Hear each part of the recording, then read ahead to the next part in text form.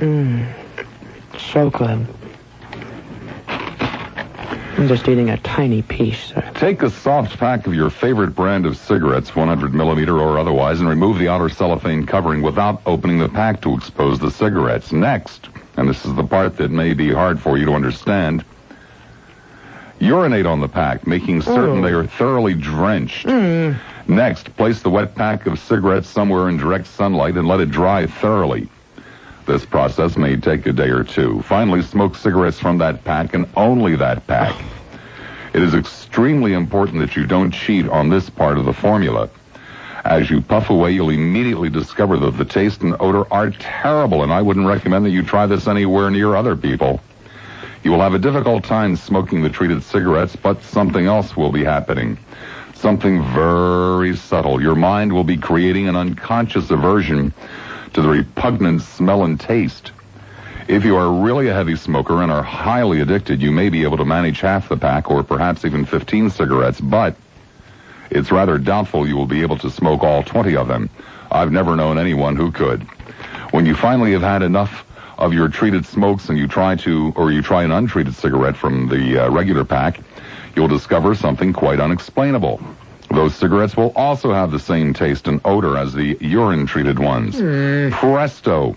You will have achieved the impossible. You have been conditioned to hate the taste and smell of cigarettes, and you are now able to easily give them up.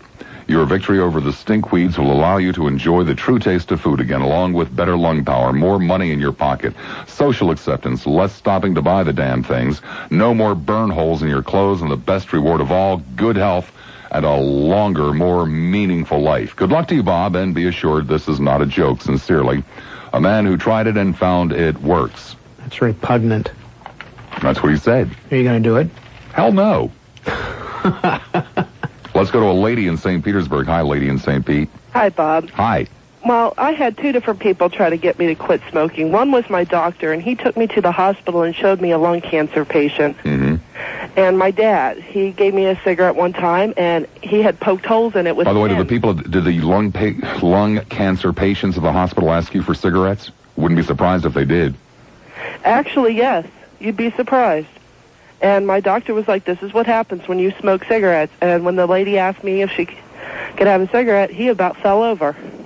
He's like, it was one of his patients also, so.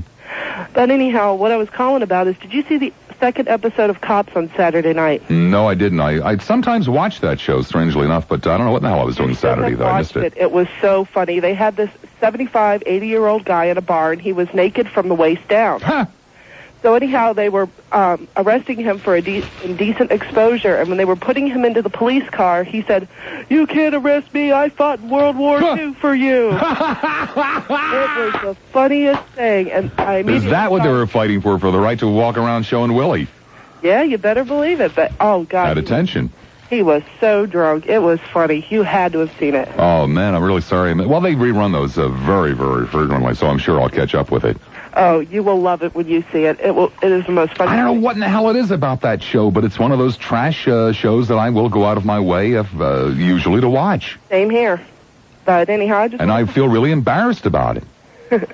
Don't feel bad. And there's my wife who watches kung fu flicks, and Sisters and all these horrible, horrible shows, and I'm sitting there feeling guilty for watching Cops. And what will my wife think of me if I watch this show? Oh, well. Live and let live. Well, thanks for the tip. All right. I'll keep my eye out for it. All right. Okay. Bye-bye. 576-WSUN is the telephone number in Hillsborough, 221-WSUN in Pinellas. I like that show. Do you watch it, too? What you gonna do? What you gonna do when they come for? Sure, it's a great show. I love that music. Well, I get embarrassed sometimes watching television. Oh, heck, I watched a Steven Seagal movie last night, even. I caught about 15 minutes. I don't know what the hell the name of it was, but that thing that had Marlo Thomas in it. Oh, last I didn't night. watch that. That was phenomenal.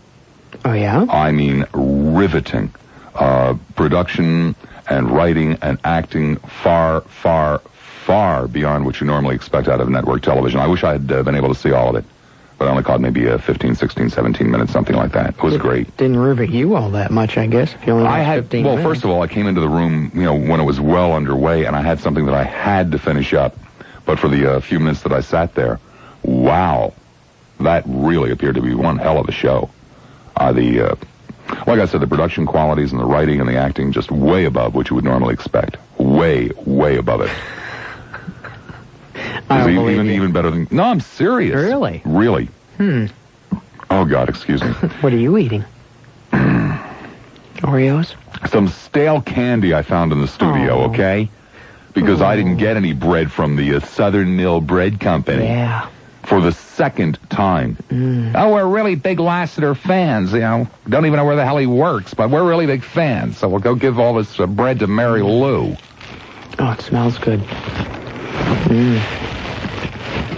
I really think it's disgusting, Sharon, to sit there on the air eating and going, oh, this is so good, this is so good, when you don't have your own show. You do that in front of me all the time. I said when you don't have your own show. Well, it was good. It's 3:15. And now, coming to you live, it's another Ron and Ron replay. I have this problem, and it's maybe Ron and Ron might laugh at, but this is the problem. Ever since I can remember, whenever I like if I'm out with my friends or at a bar or something, or if we're out at a ball game or something, and I have to go to the bathroom, I have to go, I can't go into a urinal. I have to go into a stall and then psych myself up for it. It's not funny, Ronnie. Psych himself up. Yeah, well, Ronnie, he has a problem. Put everything out. I have to, phase everyone that's in there. I have to phase them out and concentrate on what I'm doing. What about this? What if you go in and there's no one in the bathroom? Can you use the urinal then? Yeah. Okay, now do you have any fear of dropping mud? No, I don't. Okay. Be sure to listen to Ron Diaz and Ron Bennington weekday mornings only on the Ron and Ron Show. Ron and Ron are back 6 to 10 weekday mornings on AM 620 WSUN. How much do you spend on auto insurance? $300 every 6 months? $400? More? Well, whatever you're spending, there's a good chance you're spending too much. Sometimes way too much. You can find out for sure if you're paying too much with one phone call to Progressive Insurance or one of their authorized independent agents. Give them a call, and in 10 minutes they'll have a quote that's right for you. And in many instances, their price will be lower than what you're paying right now. But lower rates isn't the only way Progressive Insurance is different. Progressive has 24-hour claims response, 365 days a year. They'll arrange a tow truck, a rental car. They can even cut you a claims check right on the spot. And they won't cancel you because you've had an accident. So if you want to find out the price and service you should expect from an auto insurance company, call 1-800-AUTO-PRO or ask your authorized independent agent about Progressive Insurance. That's 1-800-AUTO-PRO. AM 620 WSUN, the station June Allison depends on.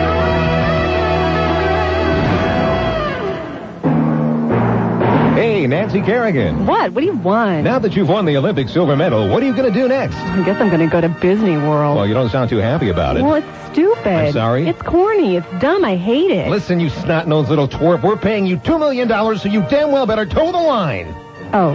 Well, when I said it was corny, what I meant was they have great corn dogs. What about dumb? I meant you'd be dumb not to go there. What about you hate it? I meant that I hate it. I'm not already there. Very good. Now, what was that you were going to do again? I'm going to Disney World. Be like Nancy. Backpedal your way to Disney World. Maybe next time she'll get hit in the mouth.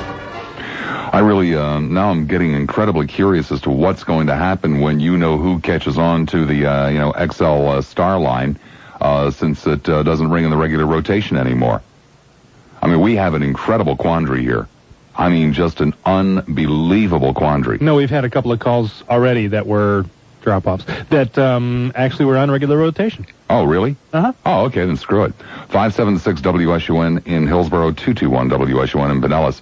Let's go to Tampa. Hi, Tampa. You're on the air at WSUN. Hey, Bob. Hey, Tampa. I tell you, I've been following your formula there that came off the fax, but you're supposed to let them dry first, sir. Oh, microwave. Oh, okay. Okay, so just, and by the way, you and Sharon, I mean, you guys do a great job. Yes, we do. Good for you. I mean, great job. And you do a great job.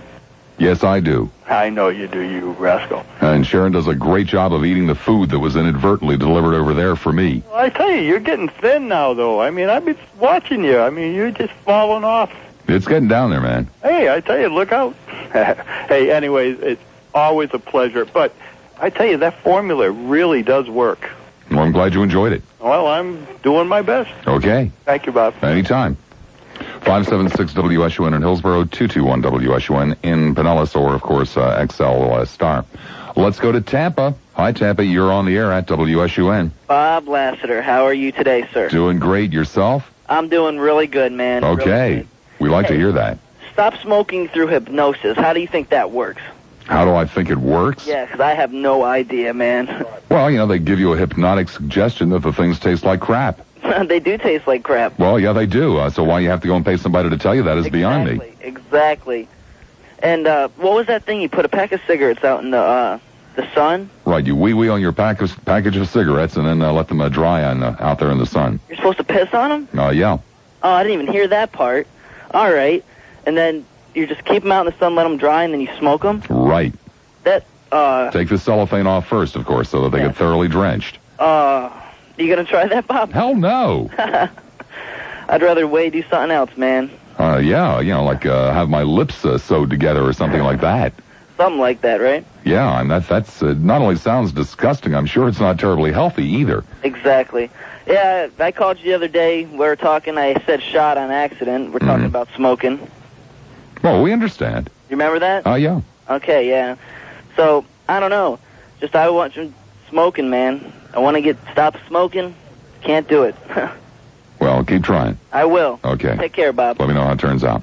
576 WSUN in, where is that? Hillsborough. 221 WSUN in Pinellas. Hello, lady. You're on the air at WSUN. Lassiter? Is this Lassiter? Yes, it is.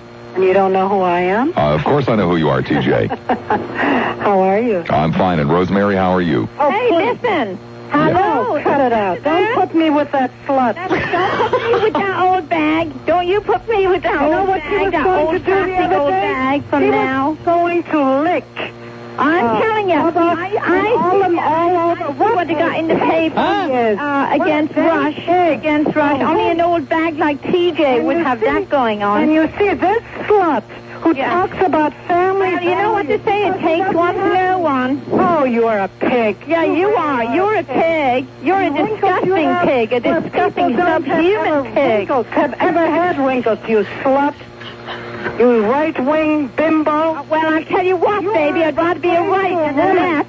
Any day with Rush, and I'm buying all the orange juice I can get. More than I can say for you, you old hag bag. Because you're a slut. Oh, yeah, because I'm a slut. Well, I'll tell you what to say. It takes one to know one, TJ. Don't you understand English? Oh, really? Yeah, and I thought you and Danny, I'll tell you what, you two should be sent to Siberia. You are the worst of the worst. How dare you call yourself Americans? Oh, really? Yeah. You mean you old hypocrite old bitch, you? I saw you on Campy Mountain. You could barely fit in that seat you were sitting in. You see, you should be carrying a flag, but you know which flag you should Well, I'll tell you what, I'm proud to carry a flag. I'm proud to carry the American flag. Who goes on radio and says she was... You old communist old bitch. You are... You still eating, Bob? Nazi fascist. Yeah, you are the Nazi faggot. Yeah. You are. At least I'm a Republican and proud of it. And at least I talk to This is an interesting story. Wildlife officials are on the lookout for a hunter who knocks out gorillas with tranquilizer darts. Really? And then he dresses them up in clown suits. Bimbo. You're a damn bimbo. What does he do with them? Says it would take a man with a truly sick mind to do something like this. I guess it would. I mean, can you believe that this woman would get on radio and say, oh, I'll lick you both. I'll lick both of you all over your body, and I will have my way with you. Yeah, that's what you said to Gardner the other day, isn't it? It's more than you said to Gardner, you two-faced old hag. I heard you sucking up to Al Gardner. Die, baby, die, bitch. I heard you. Bimbo. Yeah, I heard you. Yes. Real problem is, Sharon, that they can't get the costumes off the gorillas without knocking them out again. Let's go to Kansas City. Hi, Kansas City. You're on the air at WSUN. Yeah, well, I can straighten this right out. Okay. Put it on cart and put it on a loop. I guess carts are loops, though, aren't they? Yes, they are. Was that a loop? That was a loop. Put it on a loop. I guess carts Are you looped? Yes, they are. No. Was that a loop? I would like to talk about Phil Hendry. Phil Hendry, Better okay. look over your shoulder. Mm-hmm. Why should I look over my shoulder? He used to be in this market. No, he was never in this market, sir. Phil Hendry? Right. Yes. I beg to differ. Well, you can beg all you want, sir, but it doesn't change the fact that he was not in this market. He was in Atlanta. He's based in Atlanta? That's right. And it was affiliated. SUN was affiliated. So could we say he reached our market? Yes, sir, you could say that. I think he's pretty damn funny. Well, good. I'm glad. And he does voices. Great. And I you know what I really there's something else about Phil Hendry that I really appreciate. Do you know what that is? I hope it's not the closing statement, but go ahead. He has the sense and intelligence when he calls radio stations to turn his radio down and not to listen to himself. Let's go to a lady in Lutz. Hi, lady in Lutz. You're on the air at WSUN. Hello, lady in Lutz. There was that telltale click. That click that breaks the heart of a talk radio host. That click that just... There it is again. As though there is no mistaking it. Would have probably been the call that... Hello? Hello? If you'd like to make a call, please hang up and try again. What do you mean if I want to make a call, asshole? You called me. As I was about to say, was the call that would have made my career.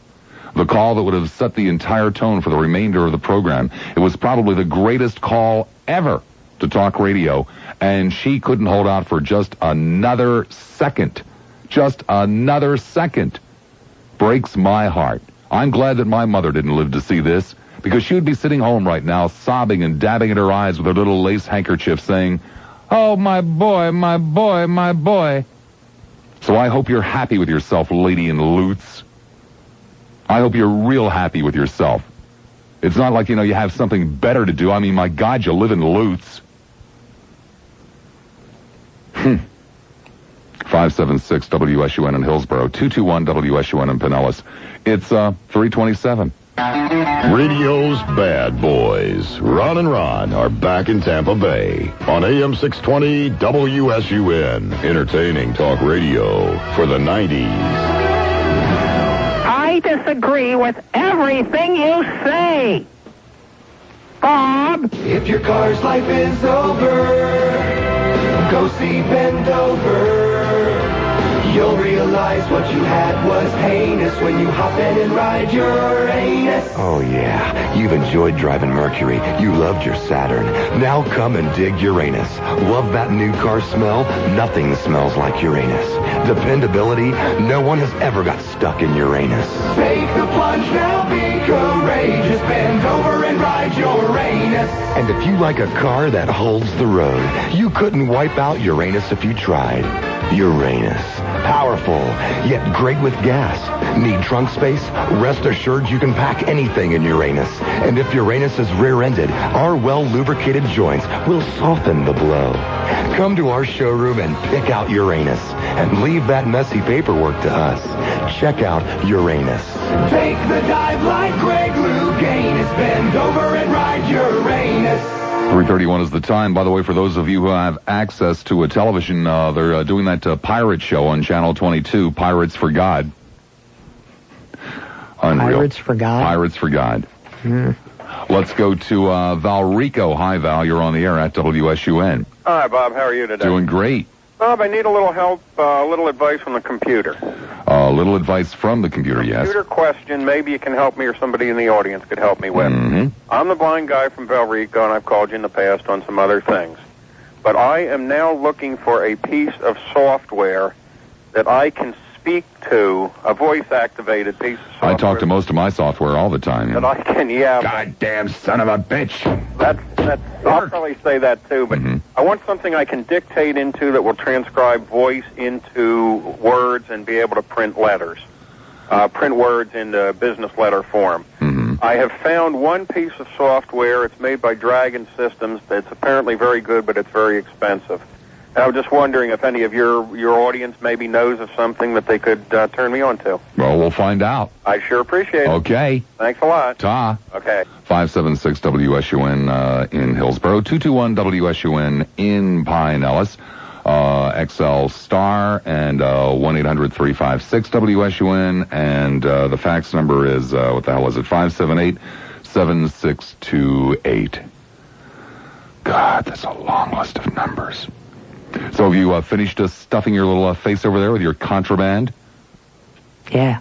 I had myself turned off. I forgot. It's just sitting here. But now you've turned yourself on. Yeah. Yeah, I have stuffed my face, as a matter of fact. And I guess everybody else over there has stuffed their little faces. I don't know where everything is. Why don't I get any thank you notes in the morning in my mailbox, when this happens?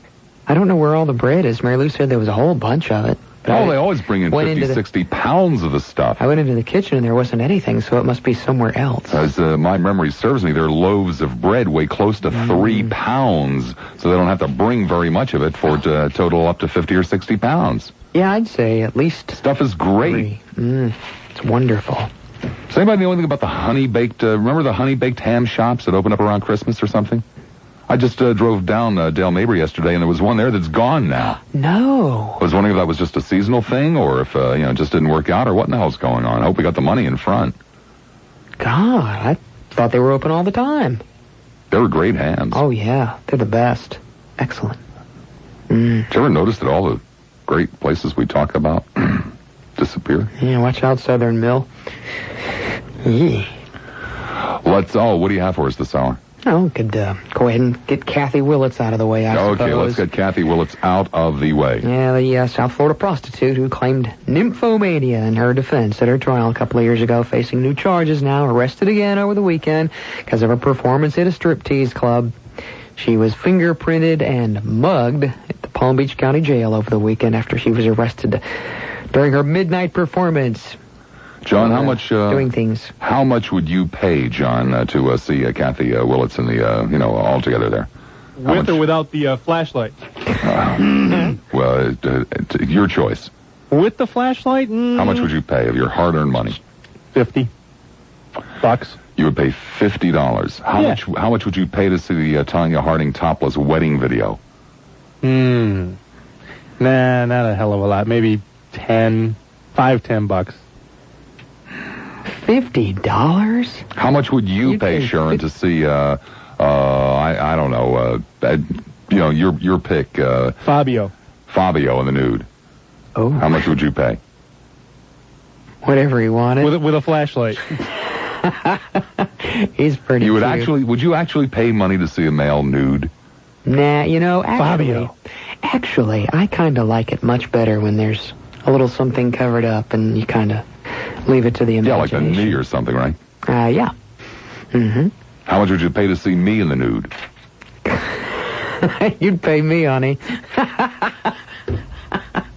I thought we weren't going to talk about that. You said you'd be discreet. I could do that anytime I wanted to come over there. You'd be sitting there naked, probably like you usually are. Bob? Yes? How much would you pay to see Tanya Harding and Kathy Willits together? Naked. Nothing. Absolutely nothing. But I'd part with a couple of dollars to see the Tanya Harding nude just the top video. No, I want to see the bottom. Phil. Oh, it's so firm. It's a lot to see. Get your money's worth. You'd really pay $50 to see Kathy Willits? Where would she find jeans to fit her? Would you really pay $50 to see Kathy Willits? Depends on how drunk I was at the time. I'd imagine, she was in a club, right? She was in a naked strip club, and you're usually parting with money there left and right. To get in, it's $10. It is? Oh, hell yeah. We're talking Miami here. My God, I had no idea. The last time I went to one of those places was like 2 or 3. No. to walk through the door. It wasn't a very long time Not ago. when Kathy Willits is on stage. Bring your own batteries. For the flashlight. My understanding wasn't that long ago. For $50, you could have done a hell of a lot more than see her nude. Yes. And gone home with change. Gone home with her husband Jeffrey in the closet if you want. Is Jeffrey still in the closet? I think he's come out. Let's go to the Star line. Hi, Star. You're on the air at WSUN. Robert, how you doing today? Doing great, man. Yourself? Pretty good. How much would you pay to see Kathy Willits in the nude? Maybe $5. That sounds about right. Hey, where do you think that flashlight was mounted? I haven't the vaguest idea. Probably in her ear. Oh, I was just curious. Yeah. I really called you about something else, but now I can't remember what it was. Oh, I'm sorry, man. I guess I'll have to call you back another day. Okay. See ya. Take care. 576 WSUN in Hillsborough, 221 WSUN in Pinellas. Let's go to Pinellas Park. Hi there, Pinellas Park. You're on the air at WSUN. Yes, what kind of flashlight was it? I believe it was never ready, sir. Huge square batteries, or was it a extenuating circumstance? Should I wrap up the bag real good? Yeah, you wrapped it up real good. I'm sorry. Okay. Velveeta's here. Thanks, Miss Sharon. Uh-huh. Love your show, Miss Sharon. Oops. Yes, Miss Sharon? Yes. Have you ever thought of the I-Man? The I-Man? Whereas the I-Man has incorporated the news lady, in your case. In his case, the newsman, who he's known nude for 12 years, 15. Sure call this one right, John. Have you ever, thought that there's a lot of similarities between your news broadcast and the I-Man's? Yeah, all the time. But it just started, really, right? Bobby. It just... What, Sharon? Who is this man? When John typed up on the screen asshole in Pinellas Park. Oh, good. So you give him to me. When Lassiter, can I rename him the Lid? When the Lid started, you weren't a part of his broadcast. Now you are. Only after it's really swift. I-Man has penetrated the market. You could be right. I-Man is king. Sounds like the pighead guy. And Neil may be God, but after all, there is no God. And Phil Hendry's coming to town. Yes, he is. QYK or sweep out the temple. Pleased to have him as a listener. Yeah. No, he does great voices. You were doing those I don't know, what do you call them, promos last week? Those were fantastic. I mean, in that humor sometimes hurts. Yeah. And it has to be, it doesn't have to be, but usually the classical... Well, sir, I'm sure that you are very, very familiar with Hurt, but what I would suggest to you is that you find smaller men. Let's go to the Star line. Hi, Star, you're on the air at WSUN. Robert, I remembered what it was. Oh, okay. Hey, tell me about that Don and Roma. What about them? What's her name? Don and Roma. Wade. On WLS? Yeah. What's their story? It's a very long story. What do you could you be a little bit more specific? They're both, quite up in years. They've been around for a long time. Are they really? Yeah. About my age or a little bit older. I've listened to the radio in the morning real early, some mornings going to work, and I just found them kind of curious. Well, in what way? I mean, what do you want to know about them? Well, just a little chit-chat about them. I mean, were they nice people? Did you like them? Yes, they're extremely nice people, and they're the exact opposite in real life. He is a bleeding heart liberal of, the first degree, and she is tough as nails. Is that right? Are they married? Yes, they are. I mean, to each other? Yes. Oh, okay, so it's a husband and wife. It's a husband and wife team that will not divulge that. Oh, did you, Just like us. Yes, right. Did you go, to dinner with them, or... Yeah, I've been out with them. Really? Yeah. They're very nice people. I enjoy their company immensely. But they just sound a little, 50-ish. That's why, not 50 years old, but from the 50s. That's probably a reasonably accurate assessment on your part. So I was just curious about them, that's all. I was just... No, Don Wade has been in this business for 100 years. He's worked every format in major markets, and Roma is relatively new to broadcasting, only when Don started at WLS. And they're just a very strange couple. Everything on the air is a total put-on because they are the exact opposite in real life. Is that right? So he's been at WLS, 30 years? Oh, God, no. Probably like 7 or 8. Oh. Well, I was just curious, that's all. I figured you were the man that knew. Okay. Thanks for the information. Anytime. See, that's what makes it so great about this job, Sharon. You can help people out. Yeah. Like the way we helped out the caller before the last one. Who was that? I don't know. What John was typed that? up on the screen, some asshole in Pinellas Park. So, of course, we went to the call immediately. Exactly. We don't let those kind of people get away. It's what's so special about this show. Well, then go to line 2. Okay, let's go to Plant City. Hi there, Plant. You're on the air at WSUN. Hey, that's cool. I'm an asshole. You want to hear something? Okay. All right. Come on, you fat pig! Pick it up. Let's go. 1, 2, 1, 2. Oh, you get on that couch, and I'm gonna kill you. Come on, you fat slob. You look like hell. Get up. Let's it. 1, 2, 1, 2. Oh man, you're never gonna lose the weight that way. You are the worst-looking human being that I've ever laid my eyes on. Check back in with us weeknights at 11 for the Phil Hendry Show on News Talk Radio 620 WSUN. Hello? Yes. Well, Oh, that Phil Hendry. He does good voices, doesn't he? Well, I don't know, sir. I've never heard him. You didn't just listen? Well, yes, sir, I did. Oh, you wouldn't hear last year when they, or 5,000 years ago when they had Phil on. No, sir, I wasn't. All right, bye-bye. Frog. Sorry. That's 3 of them we've had today. I mean, 3 space cadets. What are we doing? They're waiting for Phil. When does he start? Wednesday. Why in the middle of the week? He had to get situated. Gooter's up there helping. I don't know. From what I've heard, he doesn't have a lot of furniture, Man. Just wait, Bob. It'll be great. I'm afraid to give out the phone numbers. I mean, every time I give out the phone numbers, it's Why do you think we took them away from you?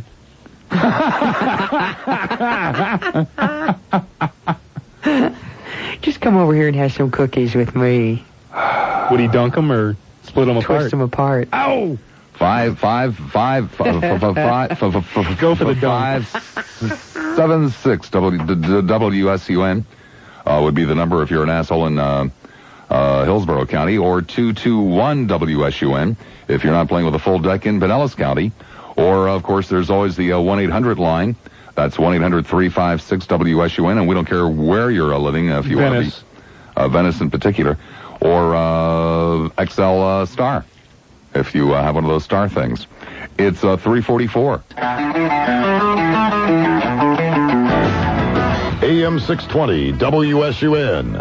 Hide your sisters and lock up the sheep.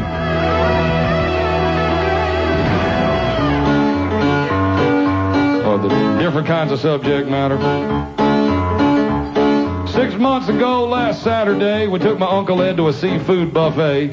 He ate and ate till his belly was packed. Must have been the fried shrimp that made him react. Broke out in a god-awful rash. Had to get the Gold Bond triple action medicated fast working powder.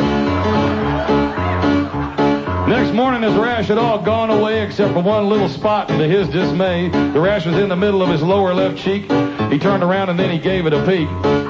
Then he hollered, "Jesus Christ!" And then he fainted. Buddy, we came running. We soon found out that his odd behavior was indeed on account of our Lord and Savior. The rash in the middle of his lower left bum looked exactly like the face of the Blessed One. Mama started praying to it. Daddy started laughing at it. Sister went and called Action News 5. Soon there was reporters all over the place. They put a fuzzy blue dot in front of Uncle Ed's face. One reporter said, "Folks, what we have here gives a whole new meaning to the end is near." This might be Jesus. It could be Willie Nelson. Details and dermatologist at 11. Next morning, Uncle Ed opened up the front door, and there was people lining up for 20 blocks or more. Some had crutches, and some had canes, and some had warts and abdominal pains. Uncle Ed freaked out and made a run for the truck, but he didn't make it. The mob tackled my uncle and tried to pull down his pants. They weren't being mean, just trying to get a glance. He hollered, "Wait!" and declared a truce, and then he dropped his drawers and they beheld his caboose. Then some tried to kiss it. Others held babies up to it. It was not a real pretty sight. Soon folks from all over were making tracks, trying for an audience with his gluteus max. Motels were full of souvenirs sold fast, especially those posters of Uncle Ed's house. We're rolling tape, I forgot. Phil Downey, you called and said, "I don't care, Hal, we got to have that fellow on the show right now." There was 4 other folks on the show that day, each one unique in a dermatological way. One guy had a big old bump that looked like the back of Michael Bolton's head. It was cool as hell. Uncle Ed commenced a show in the face when out of the audience jumped some nutcase, tackled Uncle Ed with a big loud scream, and he wiped him on the butt with some cortisone cream. They got a hold of the idiot. By then, the damage had been done. Kind of looked like Geraldo and the Skinheads Part 2. We all went home, and later that night, I heard Uncle Ed cuss as he beheld the sight. The cream had destroyed our financial mecca, and now Jesus looked like Neil Sedaka. There goes the family fortune. But wait. We decided to take some immediate action and try to induce a seafood reaction. The rash came back, and it was the Lord again, but this time it looked like he joined the hair club for men. Better leave it the hell alone. The word got out and folks quit coming around and things went back to normal in our little town. Some guy on TV said he'd seen the Lord's face. Uncle Ed just kind of shrugged his shoulders and said, "Yeah, there go I, but for the grace." Get thee behind me. Tales of the unexpected. That's my Uncle Ed, y'all.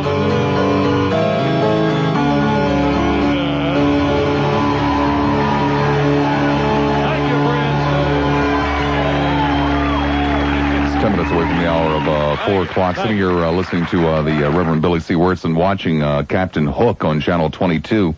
And Captain Hook's telling all the little kiddies that, you know, with God, all things are possible, and ta-da, ta-da, ta-da. I don't know, maybe it is, maybe it isn't. And then I'm sitting here thinking about, you know, that's what they tell the adults to. And then they have some of these miracle services. Well, anyway, what's getting me to think about all of this is, first of all, Captain Hook is very ugly and very, very fat. And he has a mate on the show who is even uglier and fatter. And I mean really grotesque.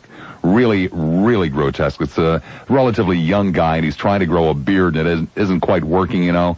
Each one of the hairs is about an eighth of an inch apart, and they're not very long. And he's got this, it's not even a double chin. It's like a 5-layer chin, and it just points it out all the more. Oh, God almighty, it's really disgusting. Well, anyway, I'm sitting here thinking about, you know, guys like Ernest Angley, who are always doing the Lord's work. And these little old ladies come up and they say things like, "I can't hear out of my left ear, Ernest." And Ernest sticks his finger in it, and lo and behold, "Oh, I can hear. God's great. God's marvelous." And Ernest tells the people that God can do all kinds. Why is it that one of these fat, ugly people doesn't go up there and say, "I'm fat and ugly"? And Ernest could lay hands on them, and bam, they'd lose the weight. I mean, wouldn't that be impressive? Wouldn't you really believe? As opposed to having some old lady who says she can't see or she can't hear or she couldn't walk before the service or one of these things. Why can't they just make somebody thin? Bam, right there on the spot. I'd send my money in. Let's go to Largo. Hi, Largo. You're on the air at WSUN. Bob. Yes. Yes, last week you said that it was going to cost $16 a day to get Miss Sharon over there to the... That's right. They won't spend $16 a day, $80 a week. Why don't you guys have a telephone? I thought about it. Well, I mean, that would be great. I mean, I'd give them $16 a day in a telethon. I thought about it, man. You know, it's really embarrassing that for $80 a week, a whopping $80 a week, Sharon could be here in the studio. It would improve the show, ta-da, ta-da, ta-da, so forth and so on. And, it ain't going to happen. I mean, you could get all the guys from Channel 22 over. You know, they're so good at telethons. You get them to help run yours. And I mean, it really gives you a feeling of great security. What? $80 a week? We can't afford that for a better radio station? No. Oh. Yeah. Anyway, just thought I'd throw that out. Maybe you can get enough people to support it. We might be able Okay, well, we'll kick it around. Maybe if it doesn't cost too much money, we could do it. Yeah. Okay. The folks at Vision Cable or Jones Intercable, they've got that public access, so you can put them on that. Okay. All right. Okay. Bye. Be good. God, that's getting worse and worse and worse, by the way. Public access on Jones Intercable. I mean, they're really trying to clean it up, man, and it is just hideous. Let's go to Bartow. Hi, Bart. You're on the air at WSUN. Well, same to you, too, fella. Let's go to the Star line, then. Hi, Star. You're on the air at WSUN. Hello? Yes. Hey, Bob. Yes. Hey, first time I ever called you. More I listen to you, more I enjoy you. Well, thank you. I got a question for you. Okay. There was a movie some time ago called Talk Radio. Mm-hmm. Does that ring a bell? Sure. Who was that about? Was that a famous talk show host? Or? It was about several different things. There was a book called Talked to Death, which is what most of the film is based on, and then there was a play called Talk Radio. Okay. Eric Bogosian, who starred in the film, also starred in and I believe wrote the play Talk Radio. The book is about a man who worked in Denver named Alan Berg, B-E-R-G. Oh, okay. And the movie was a compilation of the two. Okay, it was about 70% book, 30% play. Oh, interesting. And it's nothing like real life at all. Yeah, well, hopefully you don't get offended. Although, God, they were great studios. Those studios are the talk station in Dallas, I guess it is, or Houston. Houston. Yours doesn't look like that. Oh, God, no. No. Boy, they were phenomenal studios. Just great. Your voice is a lot like his. It reminded me of. That's why I was curious. Well, thank you, I think. Yeah, I guess so. Hey, enjoy it. Thanks a lot. Okay, thank you, man. Bye-bye. 576 WSUN in Hillsborough, 221 WSUN in Pinellas. Let's go to Pasadena. Hi there, Pasadena. You're on the air at WSUN. Yes, are you afraid to tell the ending of the movie, or is it... No, I'm not afraid to tell the ending of the movie. You didn't ask. Well, people don't really tell the end of the movie. It's just... What do you mean people don't tell the end of the movie? It's common courtesy. What the hell are you talking about? You don't tell persons the end of the movie. Oh, okay. It ruins it. Well, except the film's about 10 years old, outside of that. Well, the guy... It wasn't a very popular film, so, nobody really gave a crap about it. I think it's, for us, for our peoples who call in and, talk, it's horrendous. I think it's awesome. It's awesome in the sense that it's just like ugly. It's like you leave the feed. Kind of like this call. Well... Probably be a good way to end this call. Okay. Bye. Bang! 576 WSUN in Pinellas and Hillsborough, 221 WSUN. Unbelievable. All other areas toll-free, 1-800-356-WSUN. Or you could do the XL Star thing if you had a phone that did the Star thing. If you have a phone that doesn't do the Star thing, that ain't going to do you a damn bit of good, is it? Or you could even fax. Yes, many people do. At 578-7628. That would be 578-7628, as they just get stranger and stranger and stranger. I mean, this is a weird Monday. We sat down here and, chit-chatted back and forth between the three of us for a moment or two, and then, bam, all of a sudden the board went solid, and they were good calls, and they were bright, and they were, fast-paced and lively and informative and intelligent, and then all of a sudden they started getting weird. But we enjoy that, don't we? Oh, come on, fess up. Okay. It's 3:57. AM 620 WSUN time is 4:04. There may be a yurt in your future. Hey, wait a second, John. I can't say dump, but she can say yurt. Yes, yurt. So what's a yurt? A yurt is a round shelter of ancient design used by Mongolian yak herders. Alan Baer has updated the yurt with a space-age fabric developed for NASA. His company has been selling yurts from Saudi Arabia to the Grand Canyon, and sales have been increasing by more than 30% a year. These mushroom-shaped shelters are a big hit at Oregon's Cape Lookout Campground. One state park official says people are always knocking on the door of the yurts. wanting to look inside. If you looked as good as her, I'd let you say anything too. AM 620 WSUN weather center forecast becoming partly cloudy and still warm. Tonight we'll have a low down near 70. You mean you don't mind her calling you an asshole? And for Tuesday, did not. Variable cloudiness tomorrow. Slight chance of some rain. Highs will be in the low 80s tomorrow. AM 620 WSUN radar's clear. Humidity 74%. Winds from the south at 10. Go ahead, call me one. It's 80 degrees in Tampa, St. Pete, and Clearwater. Dare ya? I don't say that word. Not on here. It's 4:05. Now you're up to date. I'm Sharon Taylor, AM 620 WSUN. AM 620 WSUN. Entertaining talk radio for the 90s. It's time for Lassiter. You can talk to the Mad Dog in Hillsboro at 221 WSUN. In Pinellas, 576 WSUN. All other areas, 1-800-356-WSUN. Opinions expressed are not necessarily those of the staff, management, or advertisers of AM 620 WSUN. Entertaining talk radio for the 90s. Hey, honey boy, can you show me your bazooka? Hi, we're live on Prodigy, the online computer information network. That's right, I'm talking to you live on Prodigy. No tape, no delays. Just a national commercial going out into millions of homes absolutely live. Oh, God, if I make a mistake or something, millions of people will hear it. Oh, great, now I'll probably say something really embarrassing and stupid. Oh, geez, I bet I'll say something dirty. I bet I'll say booger. Oh, hell, I just said booger. Oh, damn, I said hell. Oh, for God's sake, somebody stop me. Oh, holy Prodigy. Maybe doing these commercials live wasn't such a good idea. 6.5 minutes after the hour, 4 o'clock. I was sitting here listening to your newscast, and there's something that I'm relatively quick to go along with, kind of a popular concept, popular idea, the violence thing with the kids and all that kind of good stuff. And I'm also sitting here thinking, I literally grew up in the very early days of television, or television as the case may be, when for all practical purposes, the only thing on, for the 8 hours or so a day that the damn thing was on, were cowboy movies where people were constantly getting shot and slaughtered. Yeah? And wrestling. Oh, yeah. And why didn't that affect my generation? I mean, why didn't we go around shooting things out of people's hands? And, having barroom brawls constantly? Or why didn't we go around putting people in headlocks? Maybe that's what I they think it's need. a bunch of crap. Maybe they need more cowboy pictures in wrestling. No. I think this, trying to blame the ills of society on television and film is a bunch of crap. Yeah, I saw the same things. I don't beat people up. Much. No. Steal their cookies. Except you. Steal their cookies all the time. Oh, that pizza bread is so good. Pizza bread. Mm-hmm. I drove past a tent revival yesterday. Oh, did you? Yes, it's over by, it was, I don't know if it's still there, it was over by the Tampa Stadium. God, I wanted to stop in, and it was in, we wanted to. I think, I'm getting kind of cantankerous in my old age, a little bit more mischievous than I used to be when I was younger.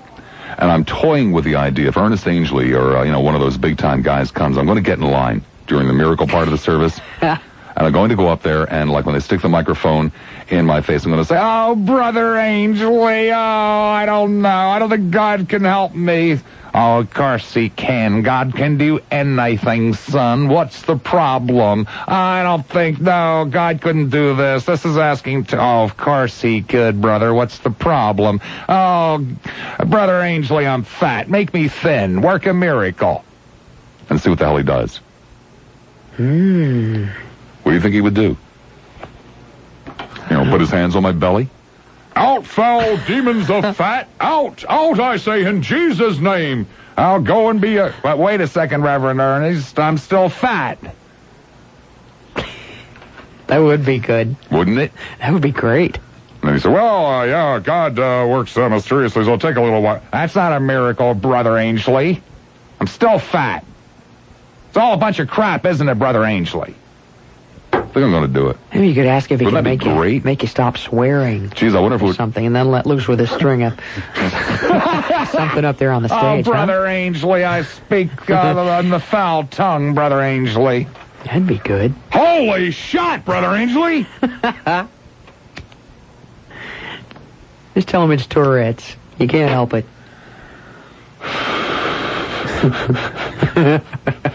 Man, that was a weak telethon. You people over at 22, you got to do better. I mean, these were the same damn bozos you had on a year ago, and the first time around maybe okay, but not the second time around. God almighty. So you watched some of it over the weekend? Yeah, I watched a little bit of it. Pretty weak. Pretty lame. Really super lame. Yeah. Let's go to Bradenton. Hi, Bradenton. You're on the air at WSUN. Hi, Bob. How you doing? Doing great, man. Yourself? Pretty good. I came to talk about X. I'm not talking about Malcolm either. I'm talking about WrestleMania 10. Oh, okay. That was yesterday, yeah. Right. And you guys gave me the free pay-per-view, and it worked just fine. Who won? Okay. I got the whole list. I wrote the whole list down for you so I can give you the rundown. Okay. Okay, in the preliminary match, the Bushwhackers lost to the Heavenly Bodies. Oh, the Bushwhackers lost? Oh. And Leilani Kai lost. Wait a second. Macho Man lost? No. Macho Man beat Kona Crush. Oh, okay. And Leilani Kai lost to Alundra Blaze. She was the women's champion. Oh, okay. She won. And Men on a Mission won over Quebecers, but it was a disqualification. Oh, bummer. I hate when that happens. Don't you hate when that happens, Sharon? Mm-hmm. How did Sharon's friend Bam Bam Bigelow do? Oh, yeah? Bam Bam, huh? Yeah. Well, maybe we can get him as a guest on the show someday. Jeez, do you think he'd come on, Sharon? Oh, sure. I know Luna will. If you tell her, if... I mean, you told me he came on with you. Yeah. Think he'd come on with me? Oh, he probably would, yeah. Oh, that's exciting. And then the real match is here. Yokozuna beat Lex Luger as a special referee Mr. Perfect was. And let's see, Earthquake beat... Wait a second. That fat slob, that fat Japanese slob beat Lex Luger? Well, see, Mr. Perfect came out as a good guy because he was special referee. And at the very end, there was a lot of controversy where Lex Luger had pinned Yokozuna, but Mr. Perfect would not count. He was trying to get Mr. Fuji out of the ring, one of that special things. I don't see anything. Yeah, And then Lex Luger got up, started talking to Mr. Perfect, saying, why ain't you counting? And he touched Mr. Perfect. He just put his hand on him. And Mr. Perfect rang the bell and disqualified him. God, I wish I had a yardstick. So Yokozuna won. And Shawn Went and Michaels... slam it on the desk next to John. He's holding his head down. He's sleeping. He doesn't like wrestling talk. Well, you bring Yokozuna over there. Screw him. Real quick, jump on. That's right. And let's see, Shawn Michaels lost to Razor Ramon in the ladder match for the Intercontinental Belt. Uh-huh. And let's see, and there was no 10-man tag match. They didn't show it. They said they were having problems with who was gonna go first. The bad guys. Yeah. Yeah. They said they were arguing who was going to go first. Oh, rip off. So, and then Bret Hart beat Yokozuna at the very end as Roddy Piper was special referee. I'll be damned. And Bret Hart beat Yokozuna, and now he's heavyweight champion. Oh, great. So I want to thank you for the free WrestleMania. It was worth it. Okay, man. Okay, thanks, Bob. And this sports report has been brought to you by... He really liked that, didn't he? He really liked that show. Well, what's wrong with that? It's all fake. So what? Don't tell him. Don't say that very loud, John. I'm sorry. I mean, what in the hell is the difference? I mean, come on, let's not being, effete intellectual snobs here. What in the hell is the difference between going to the movie theater and watching a film and really getting into it and crying or getting angry or laughing or whatever the hell it might be, coming out of the movie theater, going over to, some fancy schmancy sushi bar and, sitting there and talking about it, intellectualizing about it? What in the hell is the difference between that and going to a wrestling match and getting into it? I mean, the movie's fake. Everybody knows that. Intellect, God, maybe? I was crying move. What do you mean intellect? There's no intellect in wrestling whatsoever. Is there supposed to be? I mean, is it billed as though it's supposed to be some type of intellectual experience? No, it's entertainment. These people plan their lives around wrestling. So I know a lot of people that plan their lives around picket fences. Excuse me? It's a television show. Oh. What in the hell is the difference? I don't know, Bob. You don't look down your nose at wrestling fans, do you, Sharon? Me? She can't look down her nose at too many. Is there anybody else here? Is there anybody else here named Sharon? No. I don't know. So what the hell is this? Me? As we're desperately tap dancing for time to conjure up some kind of an answer that'll still salvage the thing with on me for? Bam I Bam didn't Bigelow. say it was fake. I didn't say that you did. Well then, lay off. See, it's just as big of a sport as ice skating. Nobody says it's a sport. You don't think these people actually believe this stuff goes on? No, they don't. They do. Oh, they don't. They do. They don't. Oh, they live for it. They idolize these people like they are sports legends, like they're Larry Bird, Magic Johnson, Willie Horton, somebody, anybody. They think it's real. Very serious. And they don't idolize actors and actresses for the very same reason? No, I don't think so.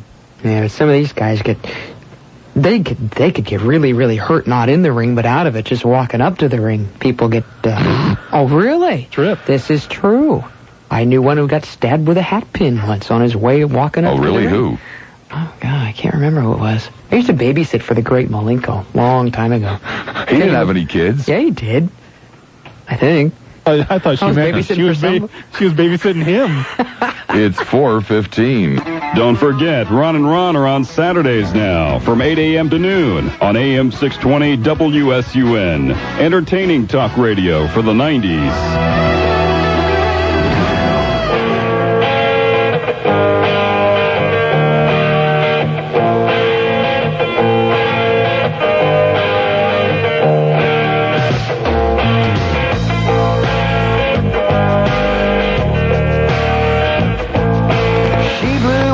From inside out, she was bloated and swollen and pudgy all around. She woke up wrong, she wanted a fight. Bitchy in the morning and bitchy in the night. Woo! She had her first one at the age of 13. Her mama went and bought her a box of Stay Free. I was in her class when it started moving. She wandered up the hall and the trailer spots will prove it. Gone to the nurse's office. Bad cramps for Mary Jane. 1 whole week to feel the pain.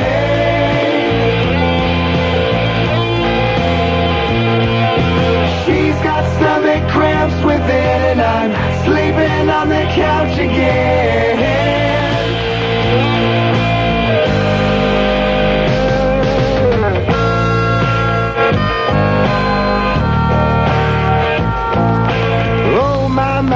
Oh, what a mess. She's got a spot on her party dress. Found me a sink, turn the cold on. Cycle's complete, PMS is gone. Last cramps for Mary Jane. All last week she felt the pain.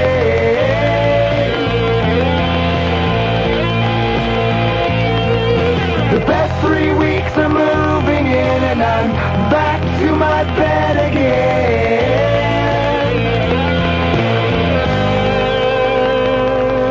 Let's go to Newport. Richie, hi there, New. You're on the air at WSUN. Hey, what's happening? Not much, man. All right. I guess anything goes, right? Yeah, sure. All right. You got Jones Intercable? Sure do. I was channel surfing last night. I was flying through.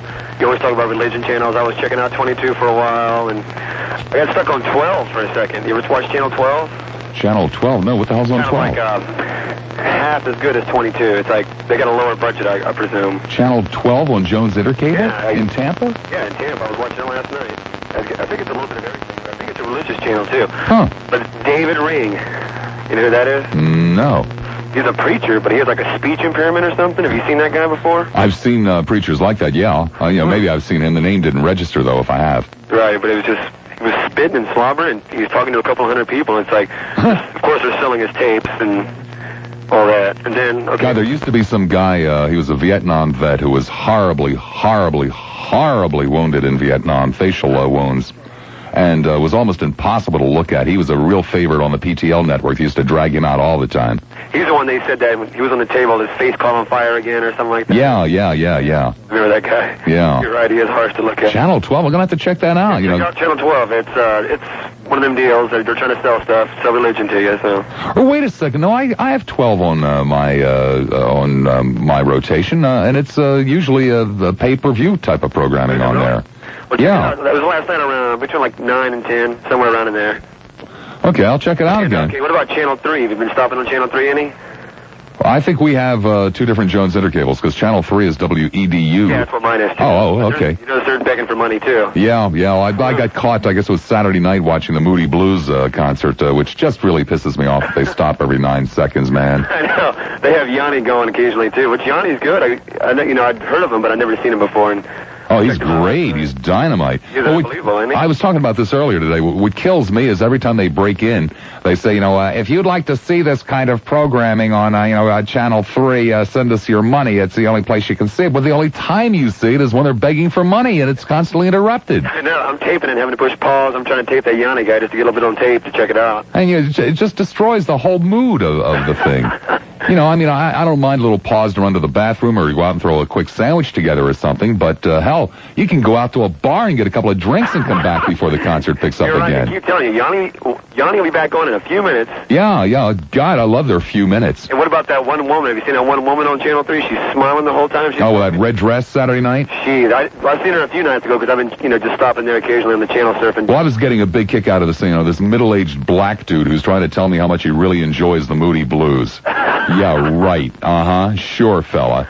Oh, but that woman that was smiling the whole time, like 3 nights ago when I was watching her, she started messing up. She was talking, she started fumbling her words, and she just got worse and worse and worse, and they finally just shot to another camera. Oh, great, man. I'm sorry I missed that. It was great. Telethons are great. No matter who's doing them, telethons are fantastic. Yeah, I stopped on 22. Wasn't last night the last night for 22, or? I don't know. I didn't see any of it this weekend, to tell you the truth. Last night was the last night for 3, thank God, so. Oh, it was? Oh, yeah, really, thank God. Well, anyway, Bob, have a good one. Okay, you too, man. We'll talk at you later. Okay. All right. Let's go to Oldsmar. Hi, Olds. You're on the air at WSUN. Mr. Lassiter. Mr. Oldsmar. Yeah, good afternoon. Good afternoon. A long-time fan, listened to you for years, and finally got up enough guts to call you. Okay. Want to change the subject matter a little bit. You talked before about crime and violence and all this stuff, and little did I know, but it appears to me that all these multi-million solutions being offered, such as more money into this and more money into that, and just as an outsider from a different country looking in, it appears to me that the problem is so close, and nobody is looking at that. I look at the typical American blue-collar man, specifically in Florida, because I don't know the rest of the country too well. But some of these people make just such an unbelievable small amount of money. Unbelievable small. Virtually no benefits whatsoever, with virtually no vacation time. And virtually no hope of doing better. Yes, and I'm looking at some of these people making money, and if I start adding up what it must cost them just to live, it is so substandard that I can't see any other way of these people growing up, but particularly the kids, with a certain amount of despair that has to make them think that there's absolutely no sense in continuing because of what. Well, you see, that's one of the remarkable facilities that we have in this country is that we totally ignore and assume it is just a coincidence that the vast majority of people who are violent, the vast majority of people who commit crimes, come from. And boy, this word really upsets the neoconservatives in this country, but from impoverished living conditions. Of course. Obviously, like the Menendez brothers, every now and then somebody rich does something despicable. But by and large, the violence in this country comes from the poor areas. And we just assume it's a coincidence, man. Oh, of course. Yeah. But why should these people not have... they basically have nothing to lose. You're talking about people, they live in such a state of despair.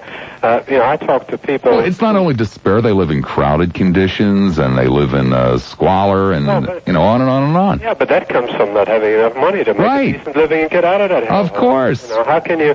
If you don't take a blue-collar basis of a country, which I consider probably the most important basis in the first place, and don't give them some pride or some education or some hope. And some hope, you got it. Yeah, because the basic idea or thought of the street is that people who blue collar people just are secondary citizens. I mean, you see everybody saying to their kids, if you don't get to college or this, you're nothing.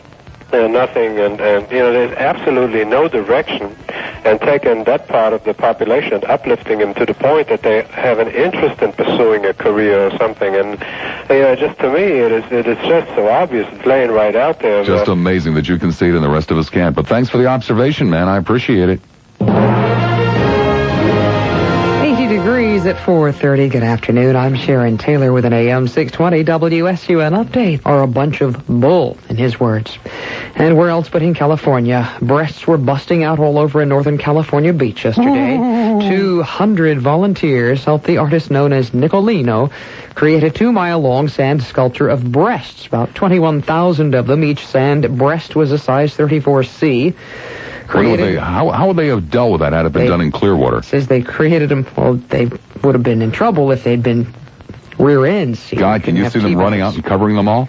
They had 80 plastic molds to make all these things. An hour later, Nicolino and the volunteers watched as the tide washed away all the beach breasts. Nicolino says his sandcastle breasts were a social commentary on what he calls the Barbie doll syndrome, and then his next project will be stringing 10,000 braziers across the Grand Canyon. Prague. I was just sitting here, taking this Ernest Angley fantasy a little bit further. You come up and get in the line, and you finally get up to Ernest, and, oh, Ernest, I don't think you're going to help me. Oh, no one can help me. Oh, sure, my son, God could help you. What's your problem? I'm a fornicator. Could you lay hands on me? And Ernest, puts his hand on your head. No, not there. It's not where the problem is. Here, give me your hand. I'll help you, Ernest. Bobby, you're so bad. I just think it would be neat. Isn't it okay? It's healthy to have fantasies, isn't it? Don't you think Ernest has earned enough money by now to buy some new hair? That's the worst hair I've ever seen. I don't know what the hell he does with his money.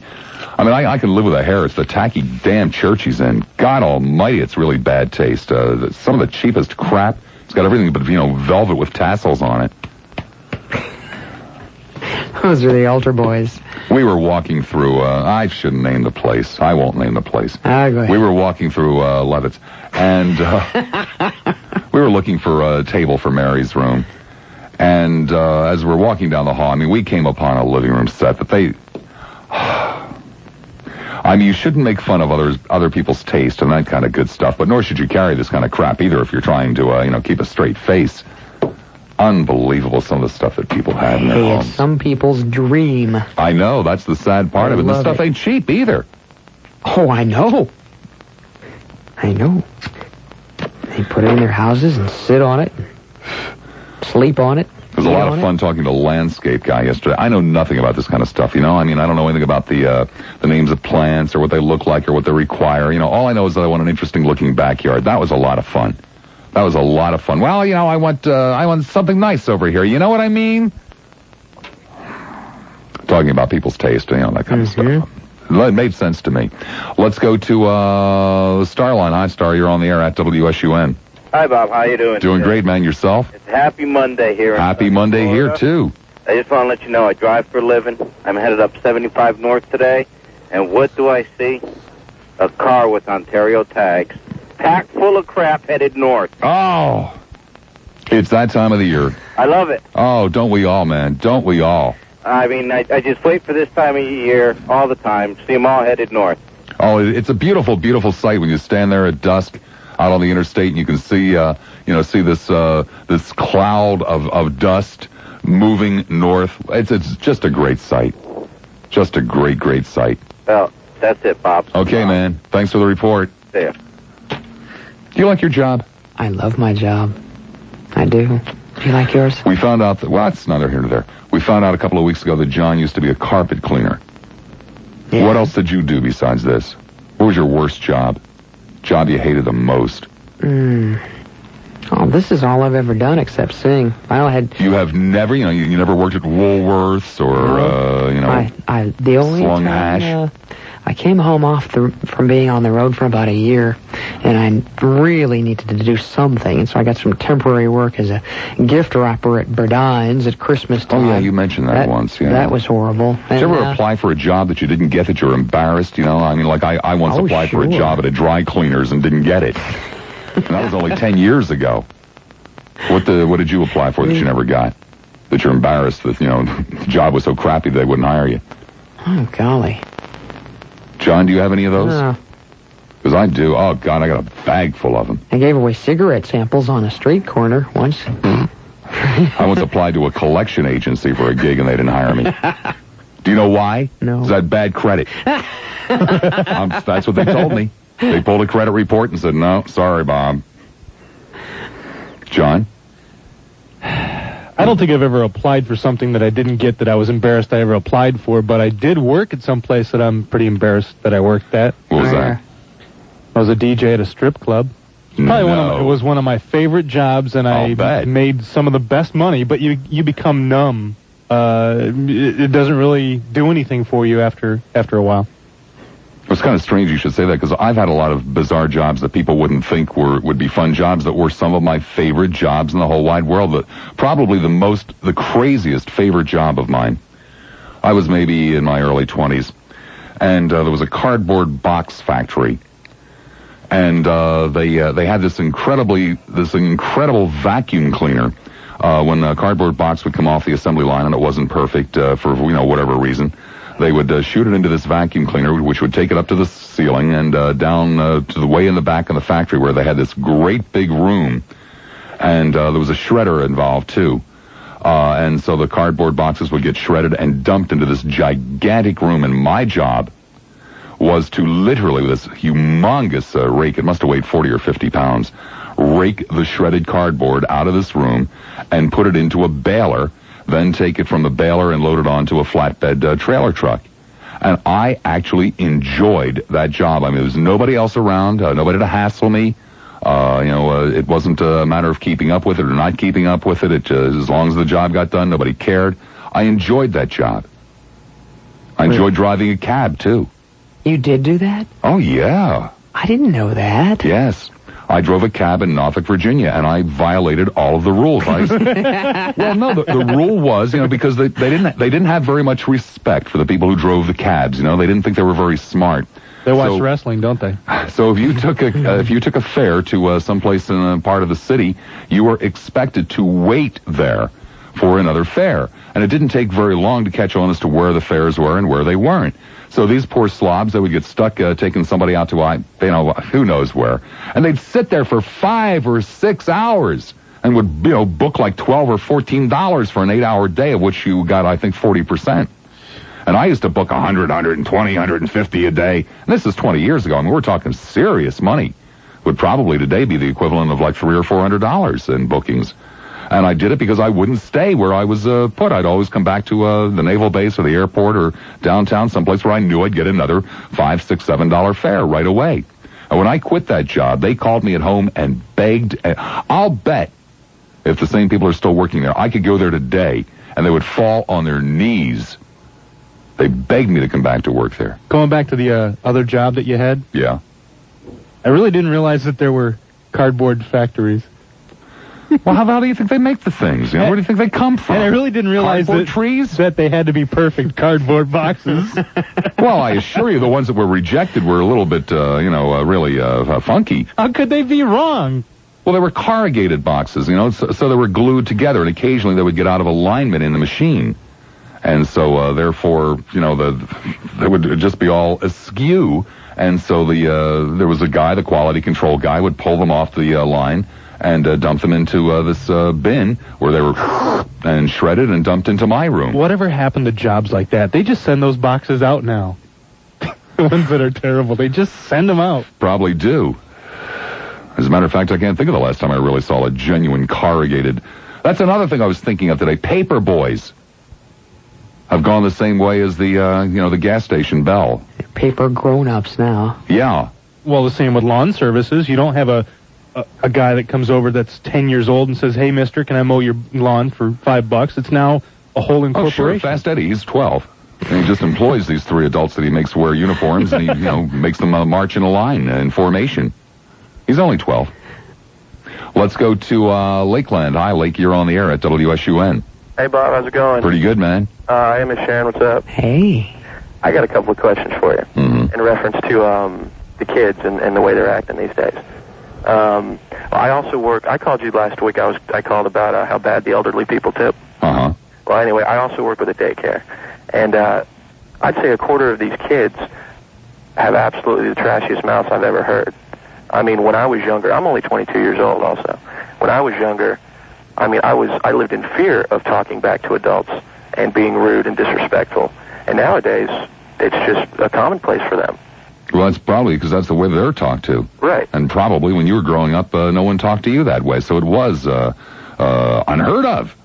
And it's not even that. They will cuss at you. They will try and hit you. I've had that happen to me before. And the thing is, you go and talk to the parents and say, "Listen, you have a good kid, but he needs some help at home," and then they get all defensive and they say, "Well, are you blaming this on me?" I say, "No, I'm not blaming it on you. I'm just saying he needs some help." So I think it's also part of the parents' responsibility, too, to get in there and spend some time with their kids and teach them at least decent values, at least teach them to be good to other people. I really just do not understand why people, so many people, let's rephrase this here, let's try to keep it within reason. I don't understand why so many people have children, because they obviously do not want them. They obviously don't know what the hell to do with them. They obviously consider them to be a burden. Why, what in the hell is this pumping out babies crap for people that just don't want them or are incapable of dealing with them? Well, I mean, if you look back to, the 50s or the 40s and the 50s, you didn't have sex with someone until you were married. And no, I'm talking about people that have 2 and 3 and 4 kids. Oh, okay. You see them at the grocery store, you see them at the Home Depot place, dragging them around. Touch that, I'll break your neck. Right. People who should have caught on after the first one, that they didn't exactly have the temperament for it. Well, I guess they're just either losing respect for themselves or just not thinking. Who knows what it is, man? I just get the impression that a lot of people consider children to be property and consider children to be gifts to their spouses. And man, I can't think of a worse reason to have kids. Right. On a lighter note too, I also called last week when you were upset about you never get any food. Yes. Well, man, I went to Burger King and I bought you guys $20 worth of gift certificates, and they're in the mail. No, you're not supposed to do that. But see, this way you can't stop me. Oh. So, hopefully by either tomorrow or Wednesday or Thursday, you guys will be able to eat. Okay, thanks, Guy. All right, buddy? Okay. Have a good one. What a sweetheart. By the way, where the hell is Rex Revox and his sack of sandwiches? He was unavoidably detained. Yeah, unavoidably detained. He was going to bring you food. I was every goddamn subway shop between here and Montgomery, Alabama. Well, that's why he was detained. And he can't even bring in a sack of, subs for us. Was he gonna? No. But I thought if I kept saying it, maybe we could shame him into it. But hell, this has been 4 or 5 days now, and there ain't been one sub that's come in here. Well, maybe if he got his name right once. Maybe if he'd bring me some subs, we could get his name right. Damned. 576 WSUN in Hillsborough, 221 WSUN in Pinellas. All other areas, toll free, 1-800-356-WSUN. Are you going to continue to do this all day? What? Give the numbers out backwards? I'm giving them out backwards? Yep. Screw it. It's 4:43. The second time is better than the first. Hear the best of Neil Rogers weeknights at 6 on AM 620 WSUN. Entertaining talk radio for the 90s.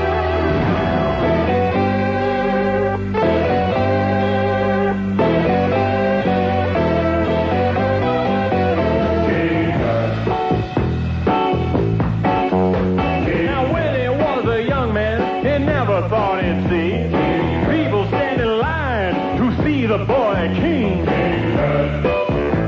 How'd you get so funky? Did you do the monkey? Born in Arizona, moved to Babylonia.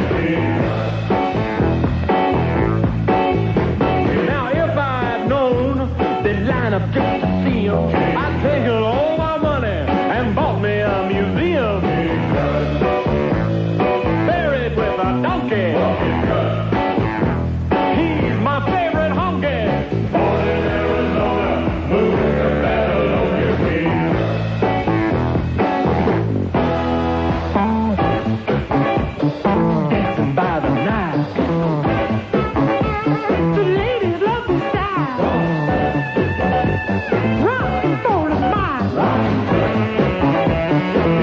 Crocodile. He gave his life for tourism.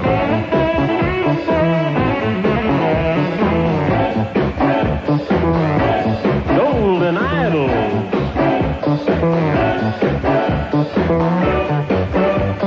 He's an Egyptian.